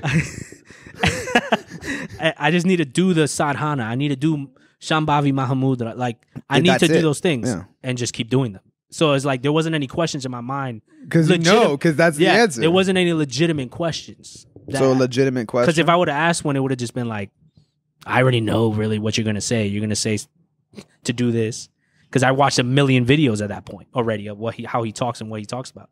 I was just there to see and be in the presence of Sadhguru. I might ask like when he talks about his past lives and that he's been doing the same work for so many years. I thought of that after, but I didn't know about that whole thing until about that what he talked about later. Yeah. So I would I would be like, I would wonder, like, I'd have to think about how to word it, but something along the lines of, since you remember those lives, or because you can tap into that memory, that source of memory, is it like a vivid visual memory? Like, can you actually, I remember things that happened last week. Mm-hmm. When you think about those lives, is that the way that you know, or is it just a deep vibrational inner knowing? Mm-hmm. You know? That's what I would want to know. Because there's a difference between like knowing and just knowing it in your like deepest part of your soul, right? Or like actually being able to vividly see and remember being in that spot. I don't know. I feel like that'd be an interesting question. Yeah. But here's the thing though. Sadhguru might not even answer that because he could tell you you're just dabbling for entertainment on this crap. And I would say and I would quote him, and I would say, you said the only reason you're doing these events is dabbling for entertainment. So answer the fucking question. That's what I would say. No. Did he say that? No, yeah. He says the only reason he does, because at the end of the day, it's just like you just said. I wouldn't say he said he's doing he it has for that. said no. He said all of this talking is entertainment. Oh, yeah. He said one day I'm not going to do this anymore. He said one day I'm not going to do this anymore. This is all for entertainment because at the end of the day, you all need to just do it. Well, like no. These questions, the way we're talking. Those questions, yes, is entertainment. But I'm saying that's not the reason why he's talking. Because the reason why he's talking now is because he's choosing to actually influence people to do the practices. Correct. Yeah, but I'm saying those the type questions. Of questions, yes. Yeah, the questions and everything. Because it's just imagination. Because it's not something you can understand. And you can only understand it grasp through experience. Yeah, because we cannot grasp that information. But I was going to say the question I would probably ask him is, what color is my aura? If you can see auras. Damn, that's a good, because he talked about that once. Because he talks about people carry a certain aura. Yeah, and that he can instantly see. And I'm like, what aura do I have? And he'd be like, I'm getting a very female aura. Yeah, right. No. But I'm glad you mentioned that about that new guy that you met because I think that the whole no new friends and like keeping your circle small, I think that's such bullshit, bro. Bro, in the line to this event, man, I wish we would have went. In the line to this type of event, even in like Dr. Morse's classes and stuff that went, it's just so... It's because, obviously when you meet new people, everyone just kind of looks at it as like surface level encounters with people. Mm-hmm. Where when you go into these events, it's like, bro, I just want to talk to you because you're here. Mm-hmm. You're here trying to. I want to know about you, Dr. Morse. Yeah. Like you're like, what did you go through? How are you here? Right. That's the best question. That's always the best question. When somebody knows Sadhguru, be like, how long have you been watching? Like, how'd you find him? There was this guy. It was hilarious. I'm in line, right? And it's like a huge line. I'm just looking around, and there was this one white guy that he was just smiling. He's just in line smiling, and I felt his vibe. He's just like happy that he's there. He's like damn. Sadhguru. It's like your first time at like a Disney park, or like your first time at a theme park. It's like your first day of school. Yeah, like you're like, damn. Okay. I would say theme park, but yes. Okay. So it was funny because I ended up saying something to him because I felt his energy, and he's just like waiting for someone to talk to him. He's like waiting for someone to talk to him. That moment, you feeling like that is how I feel every day. When you and everybody else talk shit about me having to talk to everybody, that's the feeling I have all the time. Well, no, I mean, okay, I understand the way you do it, but it was only more for me because I know the people are there for that reason. Yeah. Where for me, it's harder for me to just do it the way you do it because there's something has to spark something. No, you're scared of them thinking you're weird or you're goofy. No, yes, you want to be the cool, quiet guy who always says factual, sciencey shit and just talks so you're jealous. That's the the bottom line. No, okay. You're jealous. I get friends. The point is, you only get coworkers. Oh yeah, you only get coworker friends. I have friends everywhere. Yeah. Okay. No, I'm just playing. Anyways, but that's a real thing though that I meant. Were you done about? I meant about not having new friends. About like people. That's how we started this conversation. Because I said I'm glad you met that guy. And I don't think that the whole not having a lot of friends or meeting new friends and making new friends, that's a bullshit idea to me. Like no new friends. Yeah. Because that's how you expand and grow and go into new experiences. Exactly. And you help other people, they help you. Mm-hmm. You feed, it's a recycling energy situation. Exactly. Like why would you not want to continuously expand your group? Yeah. I don't get it. And then, that's another thing. Were you done with that? Yeah. When you do have friends, tell them how you really feel about shit. Don't lie to them about anything. Don't lie to them because you think it's going to make them feel better. Don't lie to them because it's going to make you feel better. Don't lie to them because you think that they're going to think you don't want to hang out with them. Just be straight up with people. Mm-hmm. So I was talking to a client, shout out Vic, one of my clients, Vic, and he was telling me one of his friends, I guess, wanted to hang out and he kind of didn't want to tell him that he didn't feel like going or something. I was like, bro, just tell him you don't want to go. Yeah. And he was like, nah, but then he's going to start acting like a bitch and da-da-da-da. He's going to get tight. And I'm like, bro, so what? You don't want to go. You don't owe anybody anything. And listen, that one particular example is very, very minor, but that happens. I've heard that situation a million times. Just tell people straight up, yo, I'm not feeling it. Yeah. Yo, we'll go next time, whatever, but I don't want to go. Not be like, oh, I think I might be busy or I'm not going to be able to make it. Like, bro, if somebody tells me an answer like that, if I ask you, yo, you trying to do this? And they give me that, I'd be like, okay, so just tell me you don't want to go. That's like how if the way we talk to each other and everyone that we grew up with, like our main people that we kind of consider family and stuff. If you say, yo, I'm going over here, you trying to come? And I'm like, nah, I don't feel like it. That's the end of the conversation. I don't feel like, all right, you're lost. I'll be out there. Like, exactly. I'll tell you how dope it was. But we've had the luxury to be able to grow up with people that we talked shit about and was honest with each other, talking shit about each other. But we were over that. You're not my friend because you said something bad about me. It was more like, all right, he's right, but and I might feel salty about it, but we're still friends. It doesn't. It's just all trivial shit at the end of the day. But it happens at such a level for so many people that they build all their friendships off of that. And then they don't have any true friendships because everybody that they hang out with for whatever reason, maybe they have one thing. For you, basketball, right? You grew up playing basketball. I know you have a lot of friends that you only chill with because of basketball. Yeah. Like you'll see them at the park when you play. This was decades ago, but when you played ball, you would see him at the park when you played. You would see him at whatever local tournament or event or whatever. Or then you're like, oh, we talk about the games. But other than that, you never chill with them. You never talk to them, which is cool, right? But for so many people, their whole friend circle is like that. And they don't actually have any real friends in there, right? They're all cool with them, but they don't have any true friends. So then they're always afraid to maybe mess that up because then they're not going to chill with anybody anymore. Yeah, yeah. And the issue, I think, is just the origin of the problem is that they weren't ever able to be themselves or really tell someone no or really avoid. And then they think also expectations. Yeah, because you think you're avoiding an awkward situation when really you're creating a million more in the future. Because if you just say no now, then every other time you say no, it'll be a chill thing. You know what I mean? Like, nah, bro, I just don't want to go right now.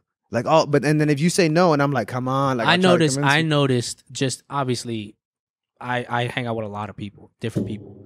I've noticed in the certain people that didn't hang out with me as much, the more they hang out with me, the more honest they become. Yeah, because they feel that. Because I'll tell them, no, I don't feel like doing it. Yeah.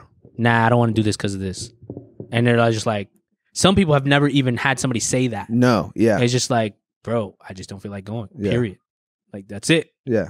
It's like, there's nothing more to it. All right, then I'll see you next time. Like, all right. And then there's stories I think you told me of like, oh, I guess he doesn't like to chill with me. Like they'll like think of other things. Oh, right. So more like assuming all this other crap. And I'm just like, I just didn't feel like going. Yeah. I'm still friends with you. I don't understand. Like, yeah. Oh, I think it's like, oh, well, if you think that, why don't you just ask that question? Yeah. You know what I mean? Yeah, like somebody will be like, oh, I think they said they don't want to do this because of this. And be like, well, did you ask them that? Yeah. Because if you didn't ask them, you won't know. And if you're assuming and then live on assuming, everything you do off that assumption could be incorrect. Like you're just causing bullshit. It's like my mom, I even catch my mom do it sometimes now. I'm like, why don't you just be straight up? Like, just tell me no. Just tell me you don't want to go. You know what I'm saying? Just same thing with anybody. I do that with some clients. Like I'll be like, oh, you want to do this?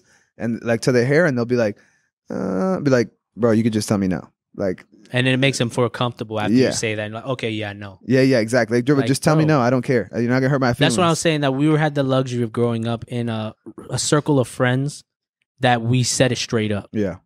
And that's also, I feel like, a strength as to why we don't give a shit about starting a podcast and looking crazy in front of the camera or in front of people, and they're just commenting, random people across the world just randomly saying random stuff. Yeah. And it's just like, if anything, it's funny. It's hilarious. It's hilarious. Literally. And other people will like, there are people who cry and like get depressed off of the comments.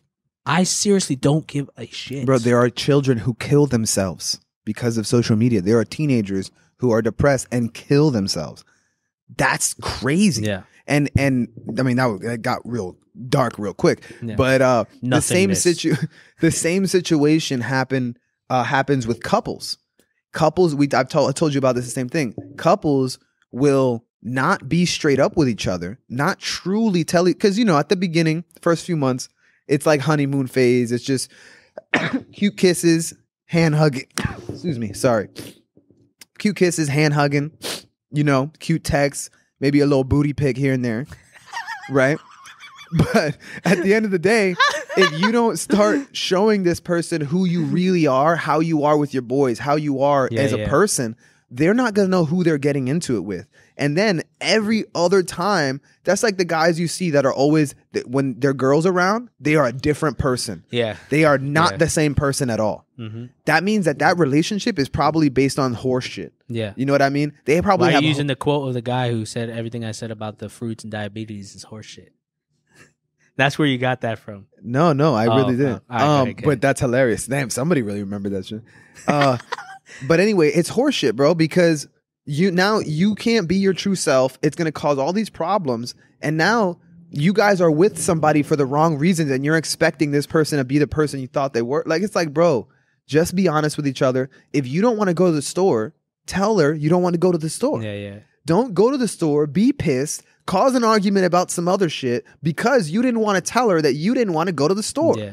Like, bro, like, you don't even have to have a reason. Just say you don't want to go, and then that's it. Then if there's an argument because you don't want to go, then you can have that argument because that makes sense. Yeah. I feel like it's very weird when there's people that, like you said, dudes that act completely different when they're with their girl than when they're not. Like, the completely different personality. Yeah, I know. Literally. And then you're trying to talk to them and chill with them, and they're not even... And you do that for 20 years, and then you wonder why you go insane or you're depressed or whatever, because you're acting a way that you not actually are. Yep. You're literally living a false reality for so many years that it takes a toll on you because you're gathering all this karmic energy of BS. Yeah. And once you release it, the best feeling in the world and is like just being honest. Yes. Because when you're walking down the street, when you're experiencing meeting new people, you're just speaking in the moment and you don't give a shit about impressions or anything like that because you are honest. Mm-hmm. And you don't have to worry about how somebody takes you because you're just being you. Exactly. If they take you a different way, it is what it is, but you're just being who you are. But that's typically the people that think and assume a whole bunch of stuff is because, like, on an extreme level. Where like the people will be like, oh, he said he didn't want to go because of this and that. Where we're just like, no, I just didn't feel like going. Yeah. Like, or my bad, or we'll see. Oh, yo, you trying to go do this? Yeah, we'll see. I say that sometimes, but I legitimately mean we'll see. No, but there's a difference when you have a legitimate reason. Like, you can say, oh, I have this, and this going on. Let me wait till Monday, and then we'll see if we can do this. Not, oh, you trying to do this? We'll see. Like, no, wait, are you trying to do it or are you not trying to do it? Because if you are, then we'll figure it out. If you're not trying to, then I know to stop talking to you about it. Yeah. You know what I mean? But they'll be like, I want to, it's just because of this. And it's like, no. Do you want to do it, and are we going to make it happen? Or do you not want to do it? Yeah. Because if you do, everything else can be figured out. If you don't, then we're cool. I ain't got to worry about it. You know what I'm saying? But don't keep telling me, yeah, we'll see, da-da-da-da-da. You know what I mean? And now I don't even bother with those people. If you tell me we'll see now, I'll just tell you, okay, then you don't want to do it. Yeah. Or let me know when you want to do it because I'm doing it. Those assumptions, like, just in an aspect of what we're talking about, it carries over into other realms of reality too, and just understanding news or the stuff that's being fed into you. And they're just always assuming. I don't know what's being fed into you. It's too wide open. That was a setup. That was a setup. Damn. But yeah, just the like obedience and the acceptance or the assumption of everything, and not even trying to like look for the truth really, and just be honest at the end of the day, because that's people a lot of people cannot be honest.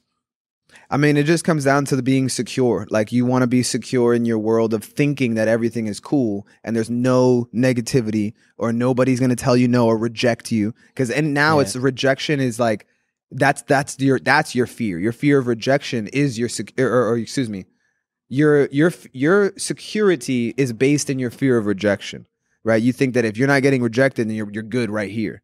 But if you expand outside of that or go outside your comfort zone, then somebody tells you something you don't like, that's going to tear your world apart. Mm-hmm. And that's the false reality of just how we live as a whole, right? Because we don't live out in the wild anymore where we're constantly facing danger. Now danger seems like something you shouldn't encounter. And if you encounter it, that's really unfortunate or really horrible timing, but that should not happen. As where when you used to live in villages or anywhere else in the world, among the animals, among the wild, you would know that there's constantly fear of danger, or whether it's an animal or another person or whatever. You never feel secure. You know nothing is secure. Life is insecure. And you just continue going forward with that. And life itself is insecure, but it's whether or not you have the competence to navigate through all the dangers of life. Exactly. And if it's you your don't, job, you're going to die. Exactly. Like that's survival of the fittest. Yeah. Like that's the whole concept. And then the same thing when it comes to like... But they've destroyed that concept in the society that we have now. Right. Because you're looking for security from someone else. In this case, let's say the government. You're like, oh, you guys keep me safe. Yeah. Cops keep... That's the same thing with the Second Amendment and carrying a gun, right? Yeah. It's like, oh, I don't have to carry a gun. The cops carry the guns. Yeah. The military carries the guns. The government carries the guns. I'll be good because they're protecting me. It's like, no, I'd rather not have to wait for somebody else to get where I need it when I need it. The craziest thing to me is the people that are so against the government, but then they're so against guns, and they want the only people that have guns is the government. That makes zero sense to me.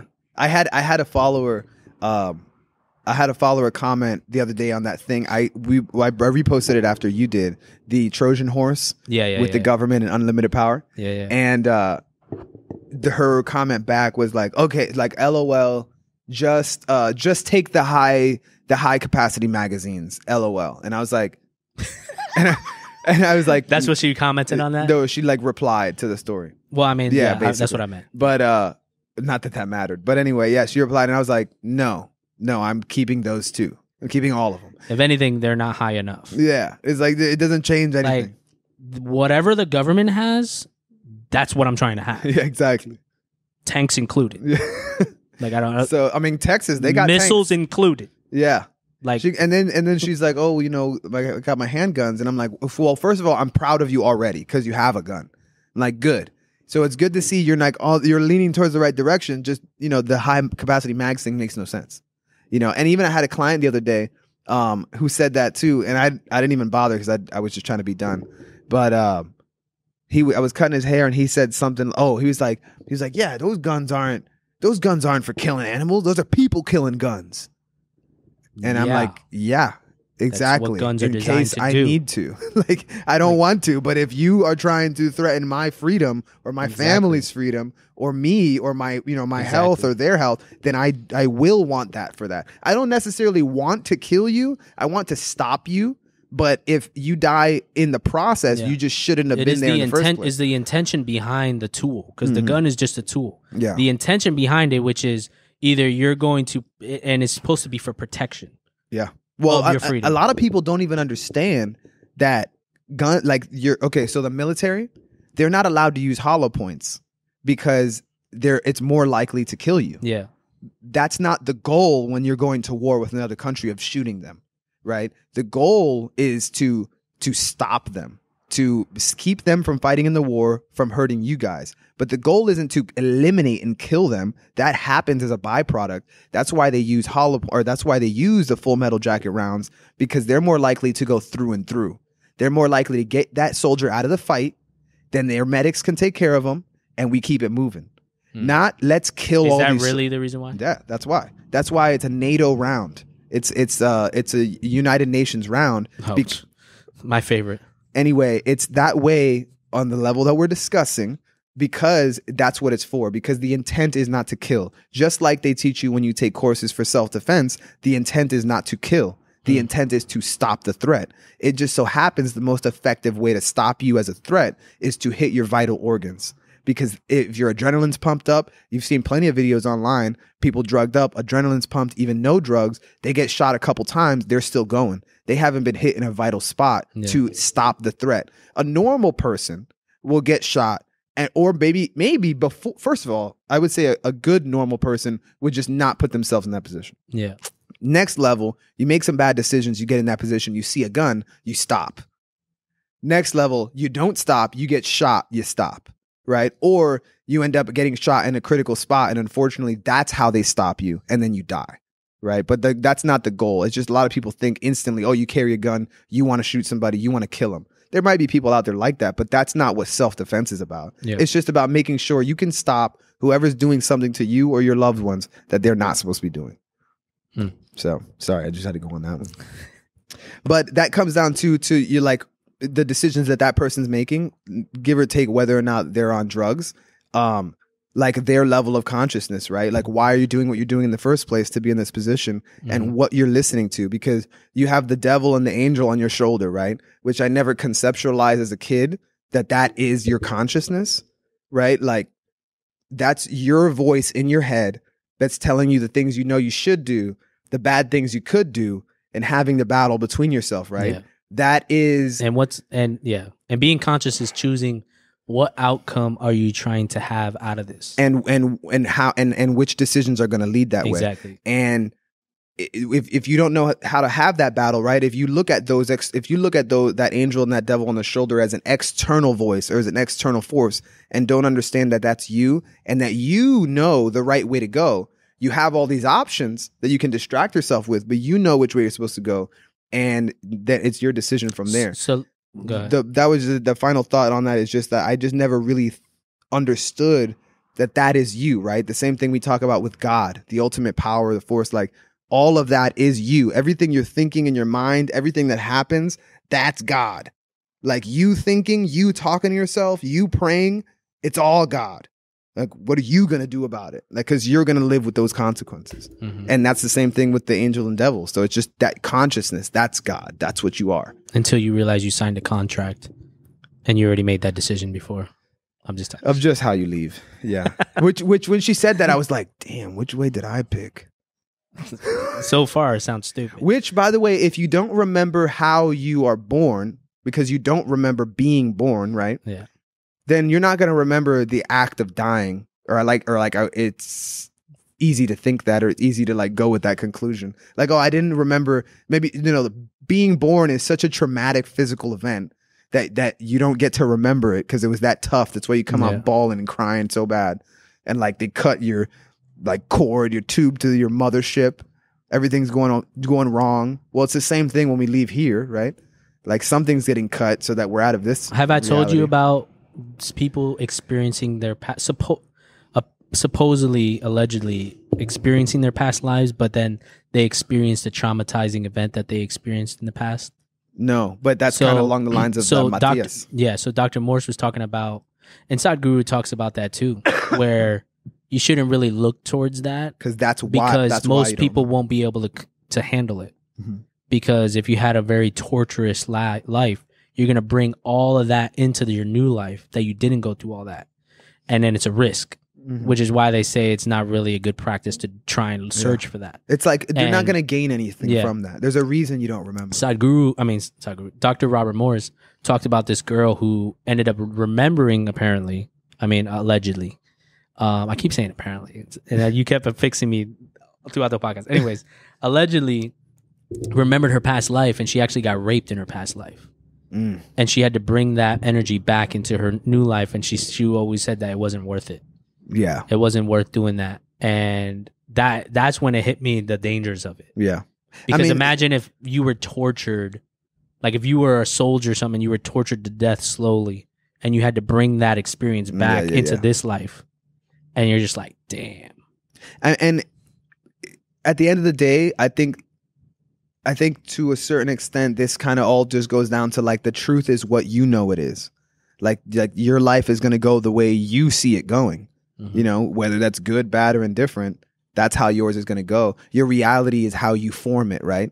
Like it doesn't exist until you see it, kind of thing. Kind of like when you're playing a game and like you're moving in that direction and you look real far. It's not really there yet until you get there. Then you can see it. Like that's kind of how our lives are. I imagine based on certain things I've seen, it doesn't really exist until you look at it. So if you think that the world is all coming to an end and everything is going against you and you're never secure, and that's probably how your life's going to go. But like if you know it's abundant and full of love and good things and good vibes and great experiences, then that's what's going to happen. Well, hey, And before you hold on, because we wanted to twist this in. You never finished that series, Man in the High Castle, that we talked about. I haven't had time. There's so many things I want to finish because that ties into all this too. And I don't want to kill it, but that's basically another alternate universe show right there. Yes, that's how far did you get? It's been a while since I watched it, but well, you're gonna have to watch it so we could talk about it because I want to say shit. I watched a lot of it though. I watched a lot of it. Well, it's only 4 seasons. It was like the Asian guy left for a very long time and he ended up coming back. This guy's watched One Piece through. It's got like 1,500 episodes. Watched it through 6 times. Can't watch 40 episodes of something. Well, One Piece is the greatest show on earth. Duh. It's debatable. It's not. But Keeping Up with the Kardashians. That's what you watch? No, man. But what were you gonna say? You were gonna before I talked about the No. I was just gonna say what new things have you been into? It was nothing about what we were talking about. Hobbies, bro. My main thing right now, like we said, is guitar. So I've decided, right, because I realize there's too many things in my life that I want to do, and you're not gonna get them all. Like there's just not enough time. There's not enough time. Like 100 years won't do it. And I also there's a certain lifestyle I want to live as a dad and like a family man, right? And it's also like I have the responsibility to do that and like pay off a certain amount of things and achieve more for the fam. But then I also just want to do things I've always wanted to do. Yeah. Like learn to play guitar, which these are my list right now. Playing guitar, painting, golf, gardening, and and music, like rapping and like, well, I guess guitar goes in there, but let's just say music. So right now, those are like my main hobbies. And it's hard because I have like 1,000 other ones, but those are the ones right now that I can do. I can do all of them, maintain like what I'm doing, but I just can't do a lot of all of them, especially with the podcast. Like if the podcast wasn't in and that's the 5th thing, the podcast. So I've been able to balance all of them pretty well. Like guitar, maybe I'll practice like 30 minutes, 15 minutes at night, or like during the day if I get a chance. Golf is at least once a week. Mm-hmm. So I get like a minimum of 2 to 4 hours of golf a week. And then painting. I actually haven't been painting a lot lately, but I can if I want to. Like I can find time to do it. Yeah, we need some paintings for the background. We do. By the way, shout out to Manny. Manny, the owner. Manny Be So Fresh. He beasted on this painting right here. It's dope. Yeah, it was in a gallery. I think the Noma Gallery in Ocala. And, you painted that one too behind you, right? Yeah. This one, the Monopoly Man. That one was not sponsored. Inspired by Alec Monopoly that we talked about. So these are just some dope ass paintings. I have to do our own paintings too, so we could have them in the background. Yeah. The thing about painting is it's like a very much a feeling and vibe thing.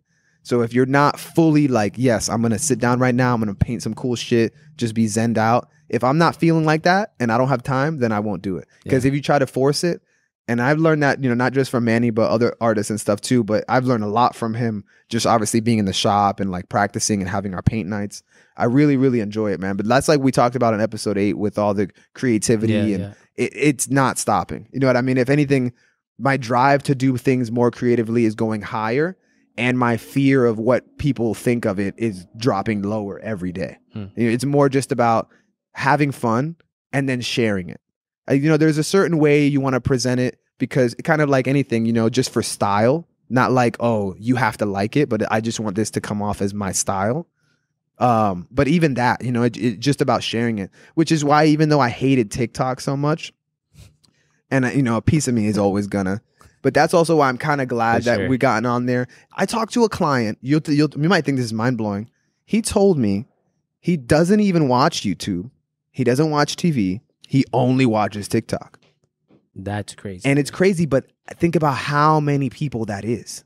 Millions of people. He said he only goes... I don't even like I can't really speak because I don't really use it, but I don't even like the user face of it. Well, I don't... Yeah, that was the worst part now. Like, now that I've used the navigation of it, I'm just like... It's better now. Yeah, it's because it's new. It's now I get it and it's dope. But I, as a whole, I don't use it. Like I try not to be on it. Mm-hmm. Sometimes if I catch myself, I'll be like, oh no, I got to get off. Cause it'll suck you in, bro. Like it'll keep you there. It knows what it's doing. So I try to just use it for sharing stuff. And I might quickly browse like what the people I follow have posted. But I try to stay away from like just random videos cause I have other shit to do. Yeah.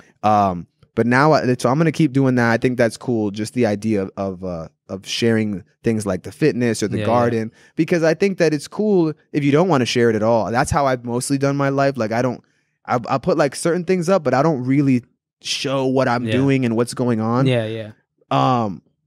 But I'm viewing in that differently now, and I think I'm going to try to show more of what I'm doing, because I think it's cool to give people, if they're going to be stuck on that all the time anyway, you might as well show them the way, in my opinion, how I spend my time, how I enjoy myself. Because maybe, but most people may not give a shit, but maybe you get those people who are like, oh, he really does live like that, or he really does do those things. Let me go do what I want to do. You know what I mean? As inspiration. Or maybe they see it and be like, oh, this dude sucks at this, but he's still doing it. Yeah. You know what I mean? He's still having fun. He doesn't care. That's kind of why, like, right now, I feel like we've become a lot more stable with the podcast now, and we're getting a lot more comfortable with it. Yeah. So at this point, this is why I'm trying to transition to the next phase, which is what I was telling you before, where I've always been saying it, but I little fine-tuned the plan a little bit more, where I want to start getting more into the Utopian Training thing that I'm trying to do, but the first thing I want to do before we get to the higher levels of stuff that I talk about is to actually do a documented experience with my fuck-ups on a fruit experience. And then also, I was talking to Jeremy about this too, who's going to help me with this, is part of my Utopian team, like, want to start creating natural products. So like toothpaste or soap and deodorant and stuff like that, everyday household stuff, because the whole purpose is to create a convenience of an actual conscious health lifestyle. And that's the whole point. But the foundation of it is going to be that documentary, which I really want to do that and release it probably the end of next year, because that's going to be a lot more cinematic documentary. But what I want to do is, in between, because the documentary is going to be more the highlights of things, and in between that, it's going to be all these other days of things going on, and that's when I want to post more informal stuff on YouTube.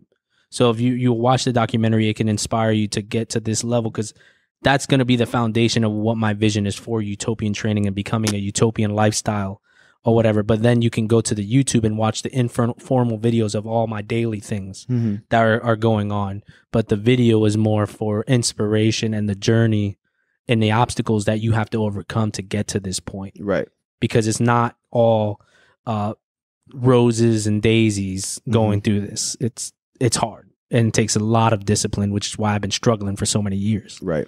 On it. It's the same thing with me right now on getting up in the morning to work out. Like, I'll get into a couple months or where I'm just on a really good run and something will happen. Like, let's say, I catch a cold or something and I'm out for a week, and then it just snowballs into like this mess of unorganized like chaos, and I can't get back into that grind. That's kind of where I'm at now, where running is easy for me because I'll wake up.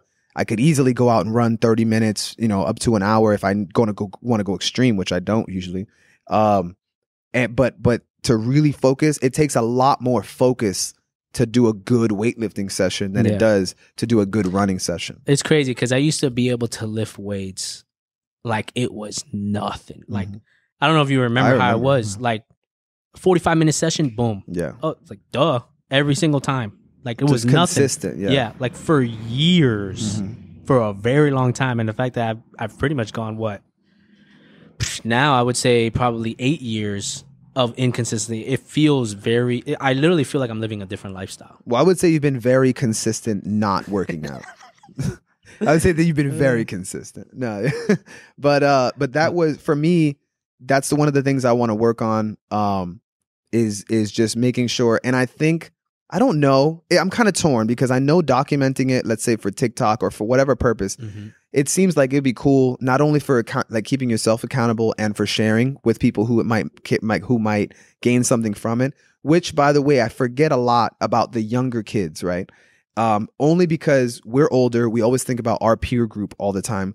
Sometimes it's harder to take into account older generations and the younger ones. Yeah. And when the younger kids who are living on these apps, they have a lot of bad people to be watching about what they're doing. You know what I'm saying? So it's like, why not help give them people who are doing good shit? Help give them more of that. At least, that's just another random thought about it. Is at least give them that, show them that there's people doing other things and other ways to live. And and not be too overly concerned with it. But then the other side is you're trying to be accountable to other people and not be accountable to yourself. That's another angle. I'm not necessarily saying that that's what it is, but I understand that perspective, and that's where I was kind of torn. But for me, it's like, I just think now sharing is better than not sharing, whatever amount that is.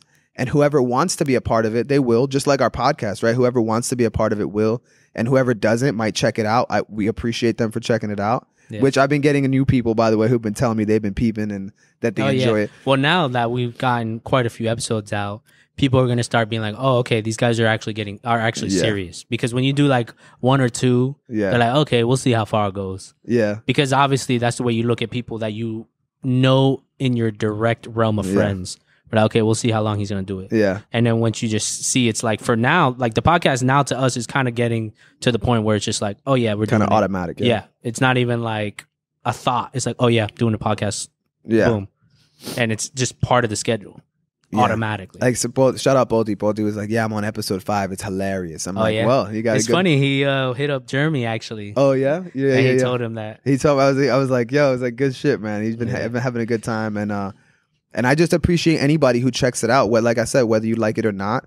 And I think that's the same thing with sharing anything, bro. So to keep doing it. Do the TikTok, man. You might as well just, bro. The thing is, the perfection. It's not that. It's just I haven't had a lot of time lately. Which this weekend, now that I'm off tomorrow too, for Memorial Day weekend, I have a little bit more time to actually do. Just do one TikTok video, like one intro video, just to start it, and you'll see how easy it is. And it's way quicker. You don't have to do nearly as much editing.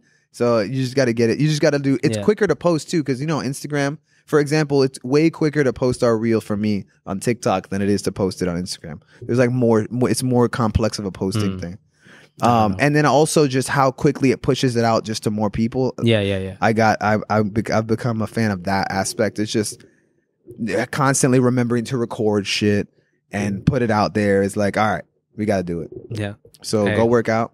I'll go be fit. Check it out. Philby Fit on TikTok. Philby Fadez with a Z. Oh, and I've been getting requests for more solo podcasts. I actually have heard that, which I've been wanting too.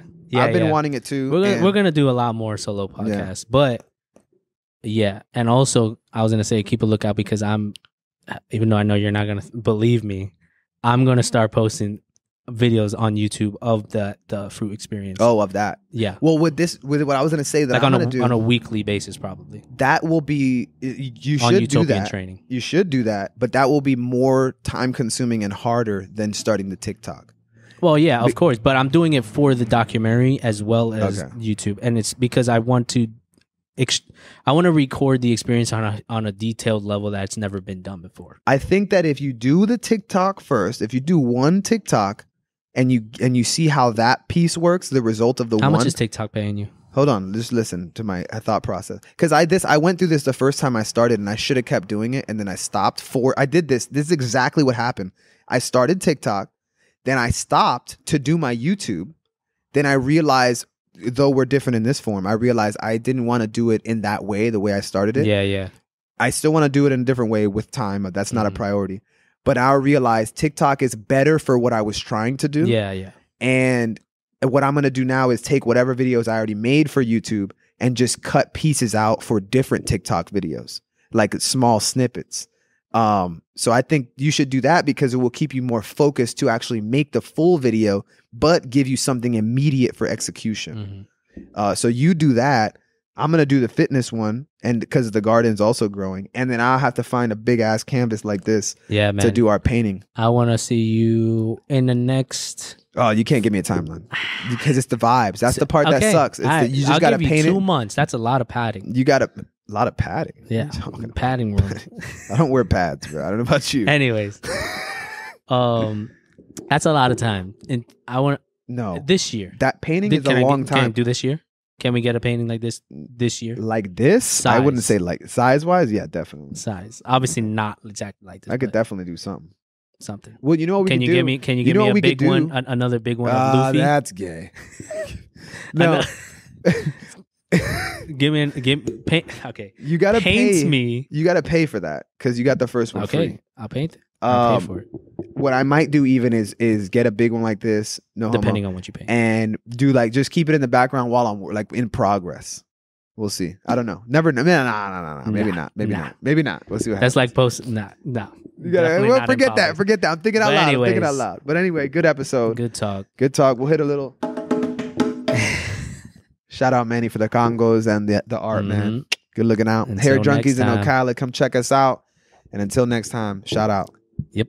It's a wrap. You took my line, man. That's a wrap.